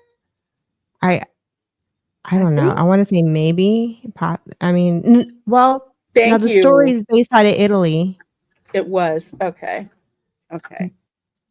That's what I thought. Because you get that Brothers Grimm, that dark Yeah. tale, the moral tales that are being told when Pinocchio Mhm. starts doing stuff he should not, be Wasn't be like the real doing. Pinocchio kind of an asshole, or was that Peter Pan? No, he was. Pinocchio is a Yeah. little bratty asshole in this too, for real. He Okay. is. But that's part of the journey where he has to learn morals in order to eventually become a Yeah. real boy. Then they've got Mussolini thrown in there somewhere as well. It's crazy, but the music is amazing. The stop motion is insane. I mean, nuts, absolutely nuts. So there's Geppetto, and then there's Pinocchio. I watched this sucker like 3 times. Jeez. 3 times. Some of the music that's in there just made me freaking cry. It was so good. I liked how in the Frankenstein movie there was this constant theme of just because you can doesn't mean you should. That was really cool. I loved how they brought that element in. And the more I watched it and got into the story, I was like, okay, so essentially this guy created a zombie, but you can't really say he created life because where's the soul? And I liked how in the dialogue that came out. And was it one of the other characters kind of brought, and I don't know, it kind of has some pretty cool, like deeper philosophy type. You don't get that, in movies these days, where you makes you think a little deeper, than just on the surface. Because there's a reason that we have the saying, you created this monster. And it's directly analogous to Dr. Frankenstein, because he created this monster. And like you said, Erica, and they did this in Jurassic Park, just because you could do something doesn't mean that you should do something. I didn't even think to. So are we doing spoilers at all? Yeah, I say we do spoilers. Okay, good. Because like the end kind of threw me off. It hit me when he was like, make me a companion, and then when Elizabeth died. Okay, so did you have the same thought I did? I was like, oh, maybe there'll be a sequel and they'll come out with like the Bride of Frankenstein. I'm not familiar with Frankenstein in general. This is my first Frankenstein movie I've ever watched. I never even read the book or anything. So I'm coming into this brand new. And I'm sitting here and I'm like, oh, so maybe that's how they come up with like the Bride of Frankenstein. They're going to come out with another movie. And then she, because she dies. But then they killed the doctor, Richter. I'm like, and then the whole tower was like trashed. So all his equipment's like all burned to hell. I'm like, so how would, and I don't know the story of the Bride of Frankenstein. I don't know it either. So I don't know if I don't know. It's been all new to me. It's been a long time since I've seen the movie, and I have the DVD set I need to actually watch, because as a character, I love the Bride of Frankenstein, because she sees, Frankenstein's monster, and her first reaction is she's scared to death of him. She screams out loud and wants nothing to do with them, and it just like breaks his heart that she wants something to do with him. But that's the universal version. In the book, and there was actually dialogue in this film about it, where Dr. Frankenstein is just like, and what happens if wind up procreating, and then there's these undead, unholy babies around. Yeah. So in the book, that's why he did that. He destroyed what the companion he was building for him. But in this, there's that extended dialogue about, no, I can't do this, because he's actually thinking about the consequences, which is what he wasn't thinking about when he first created. So I don't know if you looked ahead, because I did. I got really curious and I started Googling stuff, and they are coming out with a Bride of Frankenstein movie, but it's not going to be by this Del Toro guy. It's going to be made by somebody else. And I can't figure out if it has anything to do with this movie, or if it's just some other independent film that's coming out that just happens to be about the Bride of Frankenstein. It's coming out March 2026. They didn't say anything in the movie. They didn't hint that Victor was with anybody and had any offspring at all. Yeah, and there's that too. So I had a lot of questions, only because from what I've seen from the park, from Dark Universe, it seems like there was obvious descendants, because you get this character Victoria. So clearly he had kids, and their kids had kids, and so forth. And then you got this Bride of Frankenstein character too. So I don't know, I was kind of hoping that it would kind of follow and just kind of keep going in order. I guess not. I think it's kind of weird, because there's Universal Monsters properties, so they may not be able to go that way in that route. Okay. With it. I did find the movie that you were talking about. Apparently Maggie Gyllenhaal is going to be in it. I don't know who that is, but I mean, it's in March 2026, and it doesn't really look like it. Yeah, because this looks more modern than Yeah. It's not really set in the Renaissance type era or Which is a shame. industrial. Well, yeah, they had to do it because Universal has the rights to that Gothic era Bride of Frankenstein with the, with the Well, I mean, white they don't have streak to and all make that. yeah, but they don't have to make her look like that. I mean, they made this Frankenstein look completely different. Mhm. It's just the idea of it. Like we know there is a character, Bride of Frank. And I mean, there's a book, right? Wasn't there did Mary Shelley write, or is it just the one book that she wrote, Frankenstein? She only wrote the one. Okay, so the whole concept of Bride of Frankenstein just was from somebody else down the road. See, now I'm trying to piece all this together. I would say it's like they can make a Bride of Frankenstein movie. I think it would be really cool if I think it'd be awesome. Guillermo del Toro actually made a Bride of Frankenstein movie. I kind of wish they had ended it differently to kind of Yeah. bring in a second movie that's Bride of Frankenstein in this style with his vision. I think that would have been awesome. I would watch it because I honestly thought that when Elizabeth died, because first of all, the reaction that the Frankenstein monster had to her dying, because he had a emotional attachment to her, Yep. and you saw He did. that from the Mhm. beginning of the film, which is why he took it so personally, when she died. She was so soft and tender with him, and because he wasn't getting that from his creator, it forms a bond. And in a sense, I guess you could say, because he didn't have a mother, it created this emotional attachment. It was such Yeah. I would actually watch the movie again. It was so good, but Raph can't be in the room though.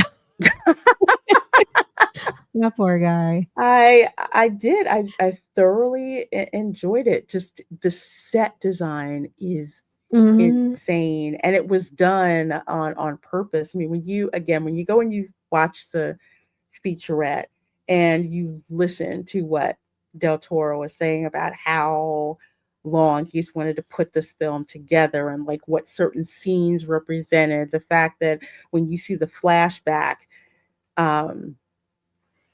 to when he was a child, it's all in black, red, and white. So it's I like did when the notice mother that. passes away, she's got a white Gothic casket. When the father passes away, his is all in black. Like the mother she's always in red. I think there was one scene where she was in white with a nightgown. Why is that exactly? Del Toro wanted to make a visual distinction. So like Mhm. instead of making it like a gray flashback scene or something like that, he Okay, gotcha. changed the color palette, even to the point where Victor was, instead of wearing white when he was a kid, he was wearing the same black cowl that his father wore Mm. at his father's funeral. So, like in the beginning, where the Yeah. ship is in ice, Del Right. Toro purposely picked white, gold, and blue. Boy, talk about It's like every little inch of the movie being intentional. Jeez. Holy cow. it's nuts, and it's like even and this is why I love this film so much, because this is what filmmaking used to do. You have like the director's vision, and then like the set design, they take the vision and kind of tweak it the way they need to. The costuming, again, when you have a period film, the costuming has to be absolutely on point. And they Mhm. purposely picked a color palette that had that, like it wasn't, because none of these colors in it are washed out at all when you watch the film. No. It's like It drew lights you down. in. Yeah. And they purposely had to change some of the coloring because of the cameras, some of the digital cameras. It's like if something wasn't as vibrant, they had to go pick something else out so that the Yeah. color stayed vibrant. Like the detail in her bonnet, in her Mhm. dresses, even, with the Frankenstein monster, when he finally gets that, he takes the cloak off the dead soldier. And Yep. eventually when you see him, you see like the ridges from a skeleton on the back of it. They did that on purpose, Oh. which was absolutely amazing. Yes, yes, he was. And that's the second part, because another thing about this film that I liked, because rooted in Mary Shelley's version, but what they did was the first part was told from Dr. Frankenstein's point of view. Yeah. And when the monster starts coming in, and I mean just like murking Mhm. people, you're just like, what the heck is, because there's so much rage in this Yeah. monster. And it's just like, what the heck is going on? And you're just like, okay, Dr. Frankenstein needs to survive, because what the heck is going on? And then you get to the point where the monster comes back and he's just like, you haven't heard my story. I know that kind of threw me off, not threw me off, but I was like, "What?" And here I'm thinking, "Boy, this guy really created a freaking monster, didn't he?" Then all of a sudden there's this like, "Oh no, wait, we're gonna go down He that was defending backstory." And I was himself. like, "What?" That was simply it. He was defending himself. Mhm. When you see when you go back, he wasn't trying to hurt any of them. He was gentle to animals, everything. He didn't do nothing Mhm. until they attacked him first. The first time with the deer. Yep. Oh, this is what I was talking about with the color palette, with the Yeah. flashback. Mhm. And she just stands out. She's like in this like blood red color. Mhm. And just like how it floats, the scene where Mhm. she's coming down the stairs, just it just looked absolutely amazing. Yes, the family is a breaking point. Yeah. Because what had happened was he like was hiding out in the barn and was noticing, because he didn't really get that love and attention because Dr. Frankenstein treated him like he was a thing. Yeah. But when he saw this family, he started learning about how this family interacted, loved each other, take care of each other. And then, the blind man that was there, he was completely defenseless, but he said, "Hey, you can come in and just rest and do whatever." And he learned from him. The blind man was giving him books, talking to him about morality.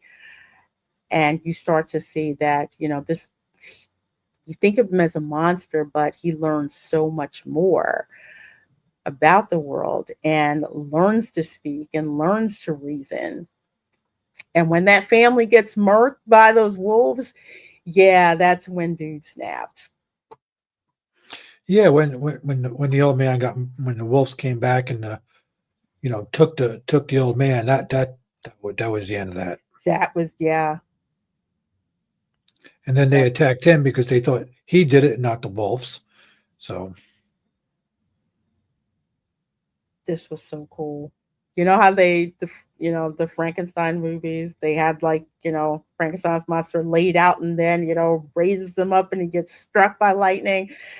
They're I like, like yeah, how they did this. yeah. They said they couldn't do the actor that all of those prosthetics take 10 hours. Mhm. It took 10 hours to do. And Yeah, they're like, sounds about right. we can't have them, standing up like that. So they basically made a replica Like of a like his dummy. body with this. I thought this was freaking cool. I don't know what. Although they had something attached to him that looked like the face hugger from Alien in a way with how it was in the back. This blue. Oh my God. This is what, set design used to be. They purposely had these patterns on her dresses and on her outfits. And again, I love how bright the colors are. You're not seeing like the dark, say, Zack Snyder palette. Freaking tired of all that stuff. This film was great. Even the colors that were, muted, You know, they still Mhm. felt like they had life, you know, to them, the peacock feathers. I'm like, oh, I love that peacock color. It's one of my favorite colors. I haven't seen that kind of costuming in so long. I And like know, with her right? headpiece, like when was the last, and even her bonnets, that style of bonnet and costuming, I haven't seen Mhm. that in so long. I'd kind of forgotten about that look, honestly, until I saw this movie. I was like, you know what? It's been a long freaking time since I've seen bonnets designed like that. And then like the feathers coming down, I'm like, huh. It's just gorgeous. I know. I wish I could have seen it at the theater. It was not playing No, here. it's because it was wasn't it like a Netflix original or what? Or did it go to theaters at It some went point? I just to missed it. limited theaters. Like it was a Okay, that's very, fine. very limited Yeah, I would theater have liked Yeah, to we see don't it. get none of that out here. That's funny. Yeah, Wish. I would have seen it in a theater. It deserved a theatrical release because it was just And that aren't they good. kind of stifling it too, stifling it? They're not really promoting it much. I Netflix. didn't know about it until you're the one that said it in our group chat. I'm like, oh, there's a Frankenstein movie, a new one, and I'm like, what? Wow. And when I saw the trailer on Netflix, I was like, oh, well, this is different.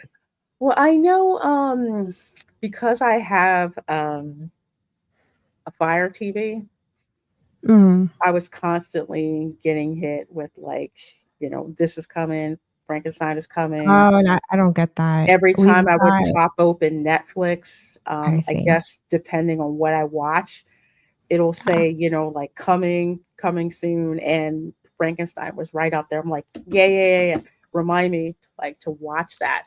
But Okay, I like don't. trailers, like your traditional theater, you Mhm. know, trailer runs for movies, no, Yeah, I didn't didn't see get it. any of that. I mean, the only thing I stick to is basically YouTube. So whatever ads come through on YouTube is what I get, and it's a mixed bag of Spanish commercials, which is weird, American commercials, German commercials, and believe it or not, German commercials translated into English, and that's a new thing and really freaking weird. Yeah, Wow. it's a mix. I don't know when that started, and I have the VPN sometimes on, sometimes off. We have an LG TV. I go between that or the Chromecast remotes. Mhm. So, but for the most part, I'm just like YouTube. I'm not really on Netflix, like hardly at all. Yeah, I can't talk about what I'm using. Just I so got hard. a story to tell you after the stream, man. You're gonna love it. I'll tell you a story. But also the other thing that I love is just what they did with Frankenstein's monster. How different he looks, even how different he moves. You Mhm. know, it's Especially not when like you see him start growing hair. Yeah, right? I yeah. was like, "Oh, look." You know, in a way, I was like, "Oh, look, he's like a baby. Yeah, he doesn't know what anything is." Mm-mm. And he can't talk. I'm like, "I can understand your frustration, but." Mhm. I just thought that was so cool. He's like learning to. He sits at the foot of the old blind man more often than Mhm. not, and it's just so cool how he learns how they did that. And Del Toro wanted to give you a balance between Dr. Frankenstein's version and the version in the eyes of Frankenstein's monster.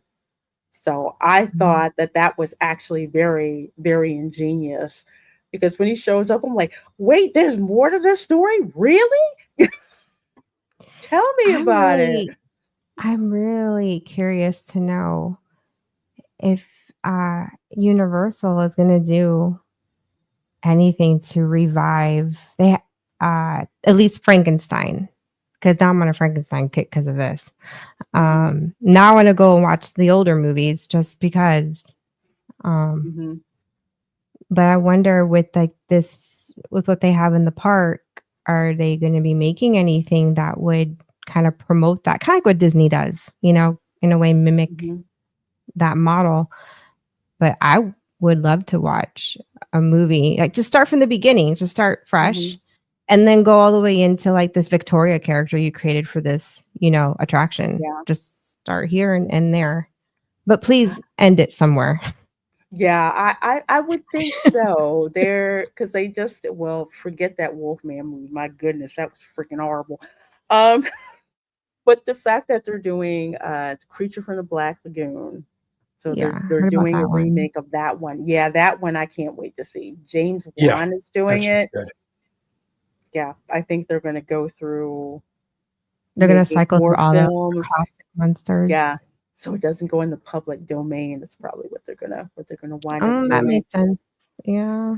And yeah, Paula, here's the other thing, and I'm glad you said that because it was a beautiful story. The Mhm. father-son relationship was everything. Yes. Yes. That I love that. It wasn't the, hey, it's just the bad dad type of thing. You could Mhm. tell Dr. Frankenstein was like, okay, I really failed him. Because remember when he said, if that monster comes back, you need to drag me out to the ice and leave me there. And I'm kind of just like, well, why the heck would you want to do that? And Goen Shogi is right. Frankenstein is the monster. He's a coward who refuses to face his mistakes. And this is why I like these monster movies. And I forgot the guy's name, Lorena. The one who was supplying him basically his lab. Well, I forgot the character's name. His little silent partner. Yeah. Yeah, and he was literally with his syphilis. uncle. And he wanted to use. Remember, he wanted, and they were fighting with them. That was interesting. It really was. What sucked is that by the end of the movie, they all died, like all of them. And I'm like, and it's funny, it doesn't really hit you that way because of the way the story plays out. You're not even like upset or angry. You don't have this feeling of like, oh, well, that sucked. It felt like a complete story. It was very well done, very well told. Yeah, it really was. And again, the other thing, because this is something that Disney has a problem with. We'll say modern Disney, because old school Disney had no problem with this. With your villains being unrepentantly evil. Yeah. And you're not feeling, they're not made to make you sympathize with them. There was always some kind of moral lesson that was in that. And with Frankenstein, it's like you create this thing, you didn't think about whether you should do it. You just did it for your own ego. You wanted to conquer death. And you see that throughout this film. He's like, his mother dies in childbirth. And he asks his dad, is like, you're the most, talented doctor and you let her die. And he was just like, you can't conquer death. And he's like, oh, I will conquer death. That's when we knew he was woohoo. Yeah. Well, actually, you could say not just crazy, but to be that genius level, maybe a little autistic. Yeah, because the Invisible Man. Yeah. That's another one where he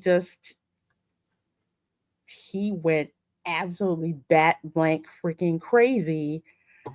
And, his fiance was just like, you have to come, you can't do this. This is not who you were. And at the end, he finally realizes just how much harm that he's actually done. And you don't even see his face until that happens at the end of the movie. So they make it very plain that you have these characters who have to deal with the consequences of their actions. And it's a very cautionary tale. Again, Jurassic Park tied into it and basically said, did you ever stop to think that whether you shouldn't do this?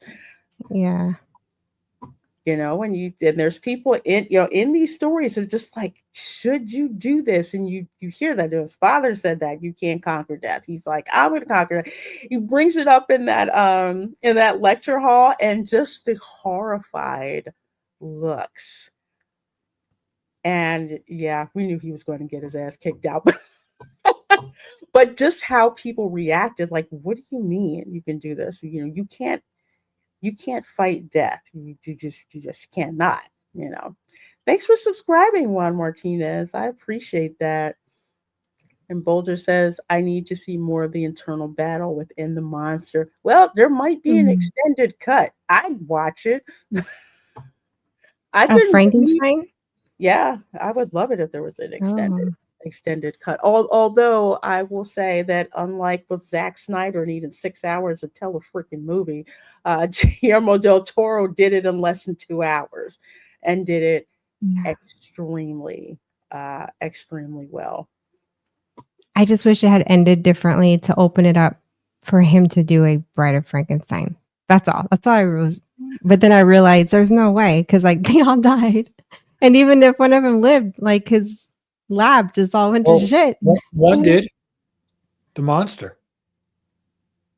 Yeah. Well, I guess he could create his own bride. Yeah. But He's then going what to have about enough getting... time to research and learn anything he needs to. That's for damn sure. Oh, yeah, that's true. If he doesn't die, yeah. I mean, He I never guess he said could how keep that it from battery dying, runs though. out. What he's been juiced. That's true. He was juiced up. I wanted to see the bride created too. I was disappointed. I was kind of hoping it'd be Elizabeth. I'm like, wait a second here now. What? For a I was second, for that too. passing second, I'm Yeah, like, maybe they'll use her body and she'll become, because it kind of seemed like they were, I think that's where he was trying to lead people. Yeah, you that's what I know. thought too. I thought And I don't know, maybe there is foreshadowing there. We just don't know how he's going to tell the story. Maybe we can't get in his creative mind to predict anything because it's that good. It truly is. Oh my gosh, the fabrics. Yeah, I was Look, geeking out I left about the cat out of the bag on the last. Shogi doesn't like it. The monster lived. Oh, I don't like that. Yes, Avarice. Demon Slayer gave you the backstory of each demon, but it doesn't justify all the people they killed and eaten. Yeah, if anything, the real heartbreak about in Demon Slayer that you know when a demon's about to die when they start remembering what they were before.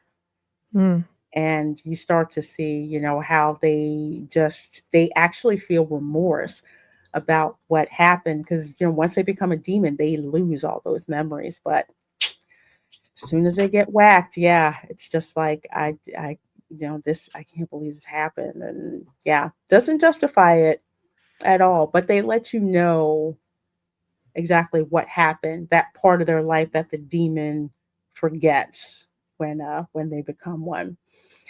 And yes, it is very beautifully shot.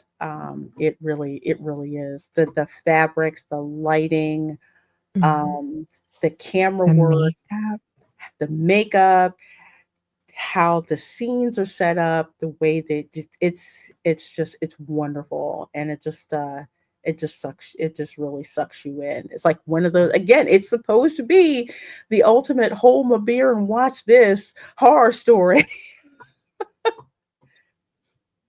because that's what happened. It was Mary Shelley, Lord Byron, and someone else I can't remember, and they basically challenged each other to come up with the, you know, most horrifying story, and she won.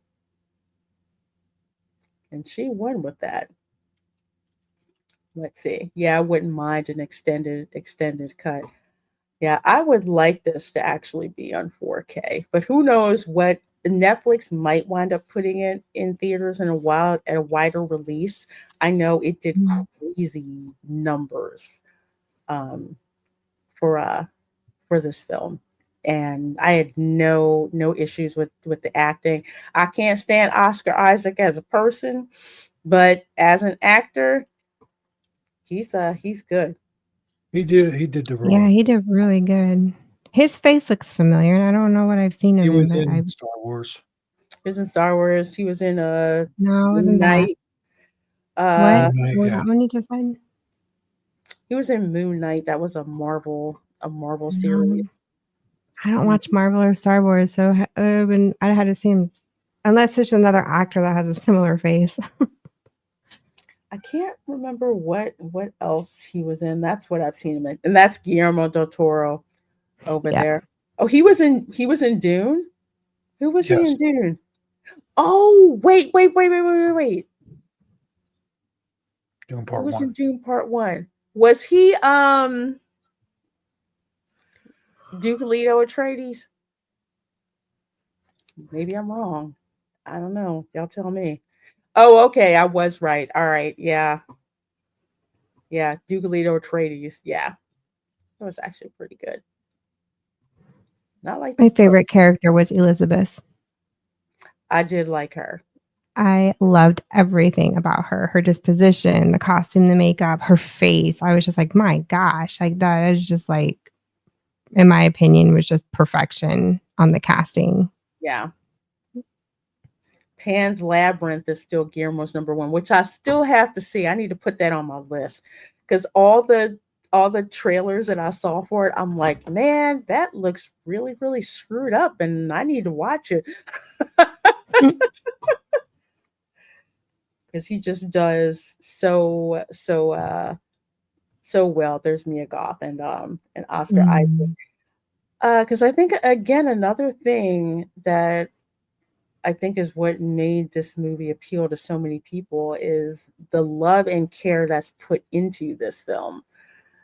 You know, when Guillermo del Toro talks about it, you know, it's something that is very, very personal, you know, to him as a filmmaker, you know, just the creative process in film. And not only that, but the impression that you get from him is that he wants to show you, the audience, he wants to give you something that you will enjoy watching.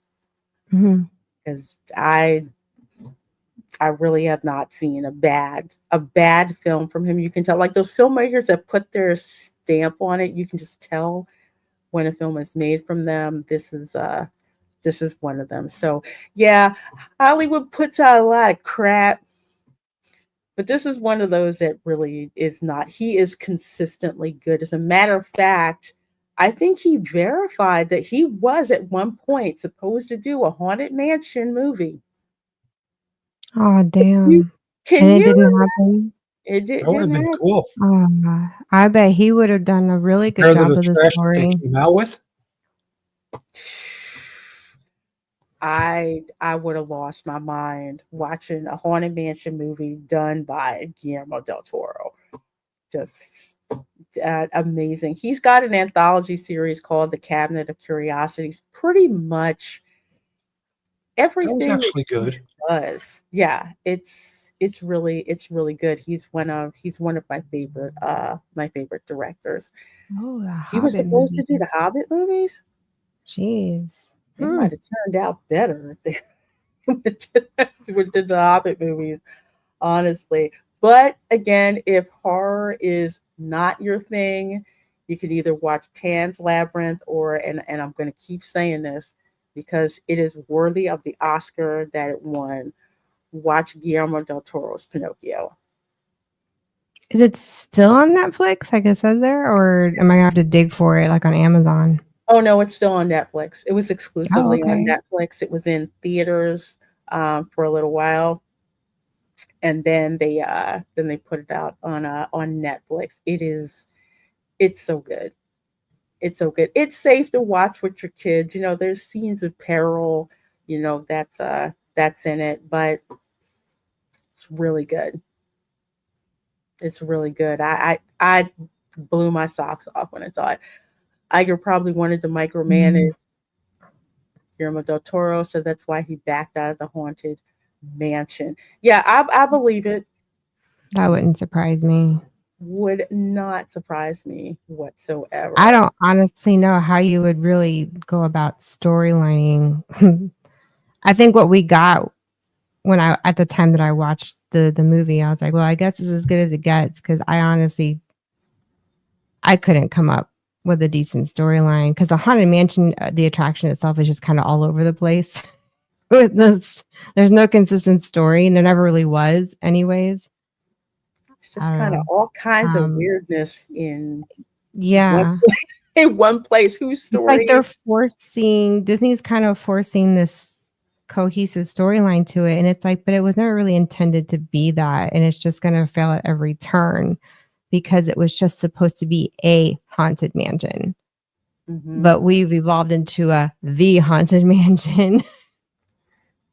The only consistent thing with the haunted mansion is that you visit the haunted mansion. Yeah, you visit it, and then you're enticed to become the 1000th ghost. Maybe he could have done something from that angle, but at the same time, it was supposed to be comical and not like scary. Yeah. And how do you do that? How do you how do you reconcile those two together where you have this essentially haunted mansion? It's got all this paranormal activity, but it's supposed to be happy haunts. At the same time, they're kind of sucking you in to join them. It would have to be like Scooby-Doo level. Yeah. In a way,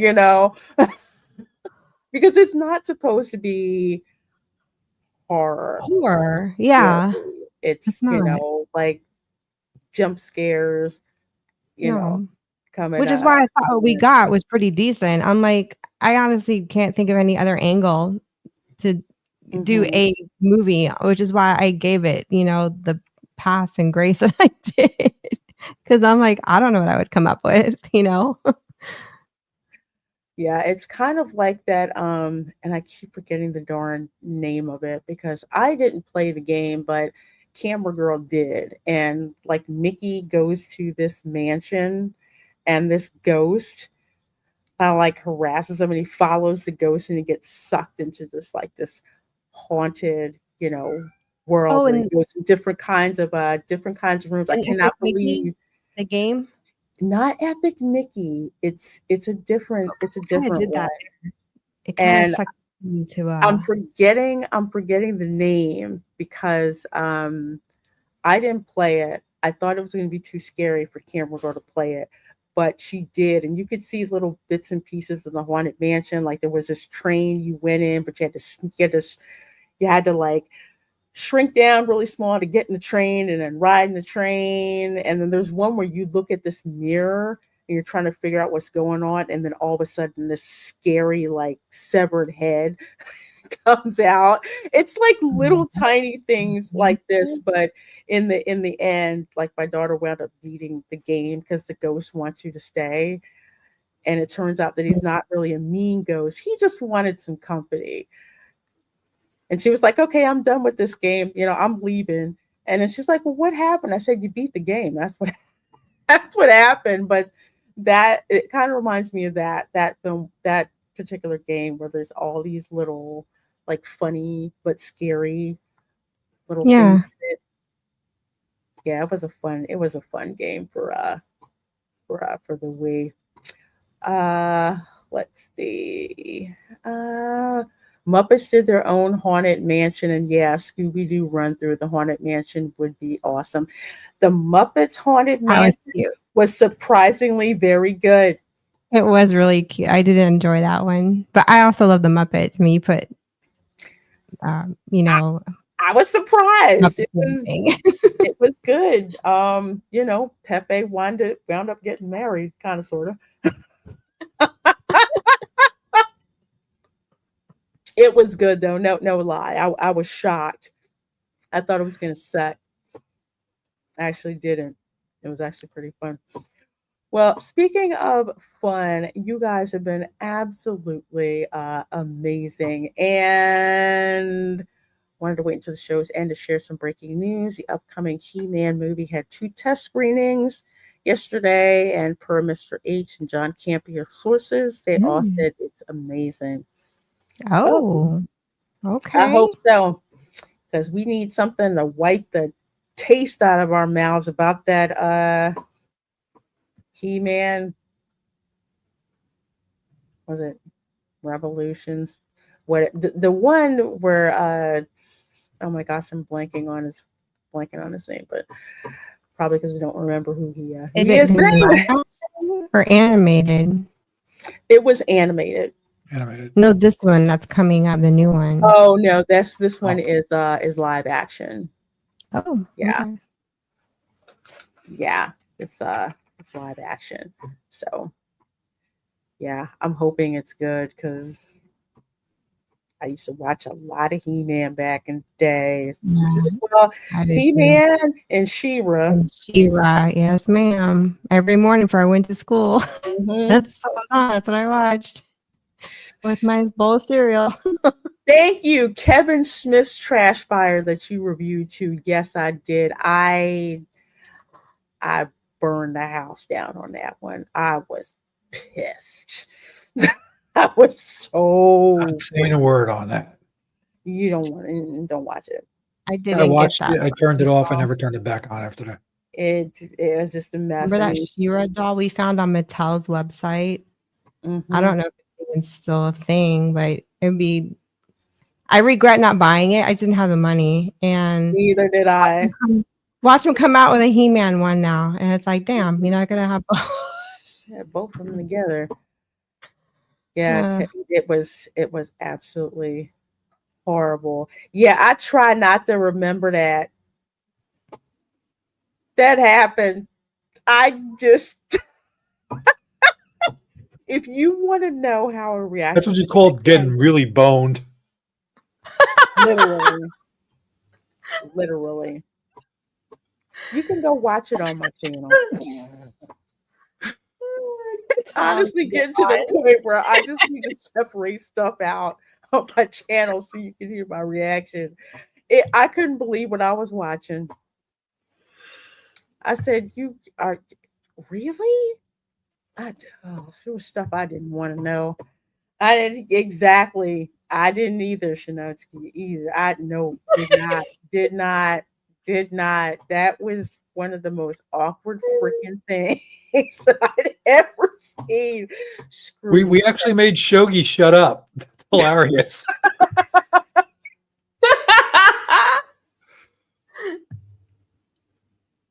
Maybe I'll clip that for y'all. I watched it. I think was and we were watching it. We're just like, what the? Because see, they can't call us sexist. Yeah, they couldn't call us sexist for that. It was a hot freaking mess. Anyway, thank you guys so much for hanging out with us. We sure do appreciate it. Tom, what you got going on? Let folks know about. Well, maybe about like 10:04. I might be filming a launch. I might not. Depends. Got to see what happens there. Okay. And then I don't know. I might be hanging out with you on Saturday. Yes, that's right, folks, because on Saturday at 11 a.m. at Disney Springs, Everglades Donuts, we're having our channel meetup. Come out, get some donuts, hang out, chat with one of these days I will be with you guys and we'll go to Gideon's. Yes. Oh, and I'm going to buy the whole damn bakery out and y'all are going to look at me and be like, Erica. Oh, you're going to have to go to the other Gideon's. They're going to sell you so many at the ones on site. I have to get the Kris Kringle. I'll go to either one. Y'all just take me and I'll just buy. I had a Wait, she's buying? Cake. She's buying, Lorena? I'm going to buy so much shit. You might as well just share it. I'm sorry. Man, I had a Dutch apple cake goodness. And I'm going to slice it. Yes. At Gideon's? Girl, yes. Dutch cookie or apple. Cake?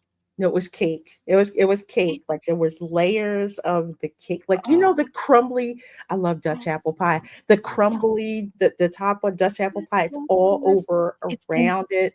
Like a half an inch of icing, and it also has the apples. I saw the photo. I just didn't realize it was an apple. I thought it was like a caramel cake I was looking at. I didn't realize it was Dutch apple. Oh my god! Got cinnamon apple pieces in it too. Damn. It's so freaking good. We can't get out of here fast enough. It really sucks. But I got to get the I have to get two cakes: Kris Kringle and the Krampus cake. I'm gonna have to get both of those. I'm gonna have to get both and freeze the rest of it because it's honestly going to be more cost effective for me to just buy both cakes for when. Hey, I'm curious, Shogi, what are your questions on Gideon's buttercream? Because you know me and buttercream. I don't know what kind Is of it like? keyword stuff Is it? magic. Is it as It's much awesome. crack It's good. as Publix buttercream? It kicks Publix's ass. Yeah, it's no joke. And you know how much we love Publix cake, right? Yeah, I know. But there are some bakeries that, like, there's this one in Brandon called Sweetie's Delights, and they have their own buttercream. They call it Whippy Dip. And it's a hybrid of a whipped topping and buttercream. And it is, oh my gosh, let me tell you, I mean, I love Publix, but you get me to Sweetie's Delights, and I will freaking annihilate the cupcakes with that whippy dip icing. Oh, Shogi, it is dense yet so pliable. Thick and creamy. I have never had like apple buttercream, but I love goodness. I told him when he visits, he's going to have to try it me. because he's being snobbish. You are. Hey, you I'm are. all for the buttercream snob. I am one. There's a cream cheese frosting. There's I don't know what they do with the Kris Kringle one. All I know is it's white. It's buttercream. It's got shiny sugar on it, so it looks like snow. And then there's the Krampus cookie that's like mint. Yeah. I mean, they might put some butter or some cream cheese, just not a lot of it, but just enough for the texture. Because usually you can kind of taste, you can kind of detect it in icing. I can, because that's the best icing I make. Because my buttercream icings, I've yet to find a recipe that I actually freaking like that works. So my go-to is the cream cheese icing. Yeah, I don't know if it does, because I've had their cream cheese, like, well, they probably put some in it, but I know like the straight up cream cheese frosting for like the red velvet cake that they have.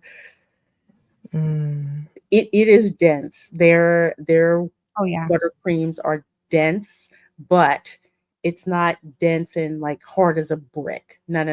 It's like it's so creamy. Yeah. Great.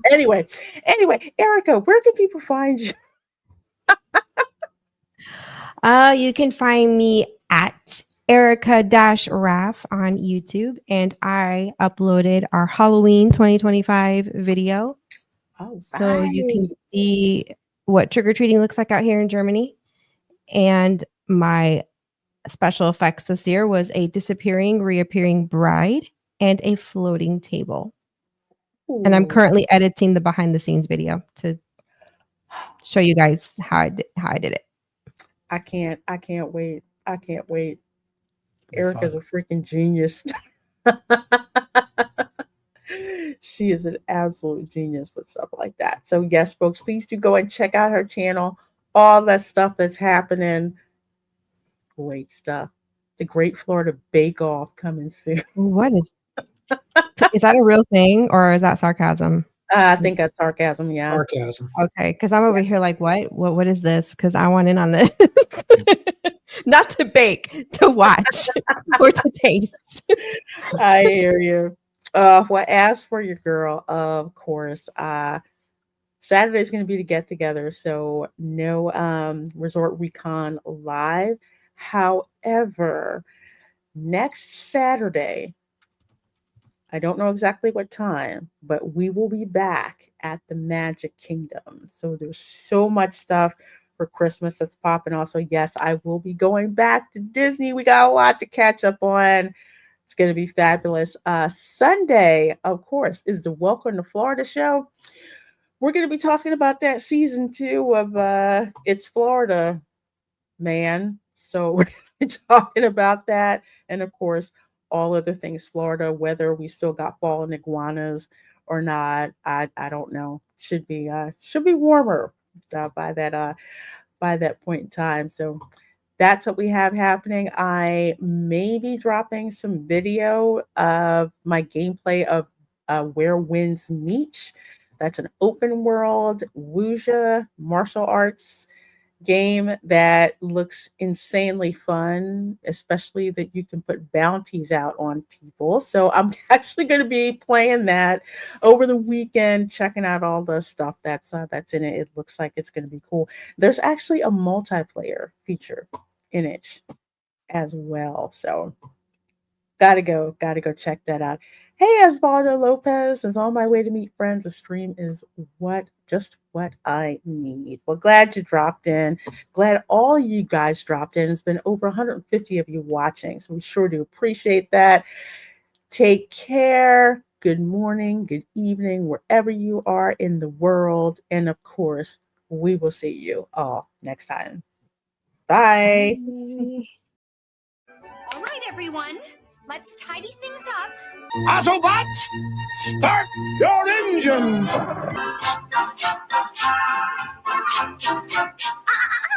Not under the rug. We'll keep singing without fail, otherwise we'd spoil it. Ready, Prime? Let's roll.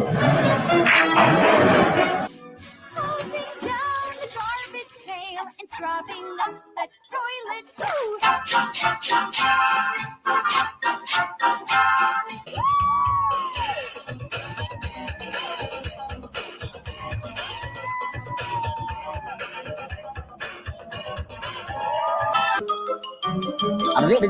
That's all, folks. You're still here. It's over. Go home.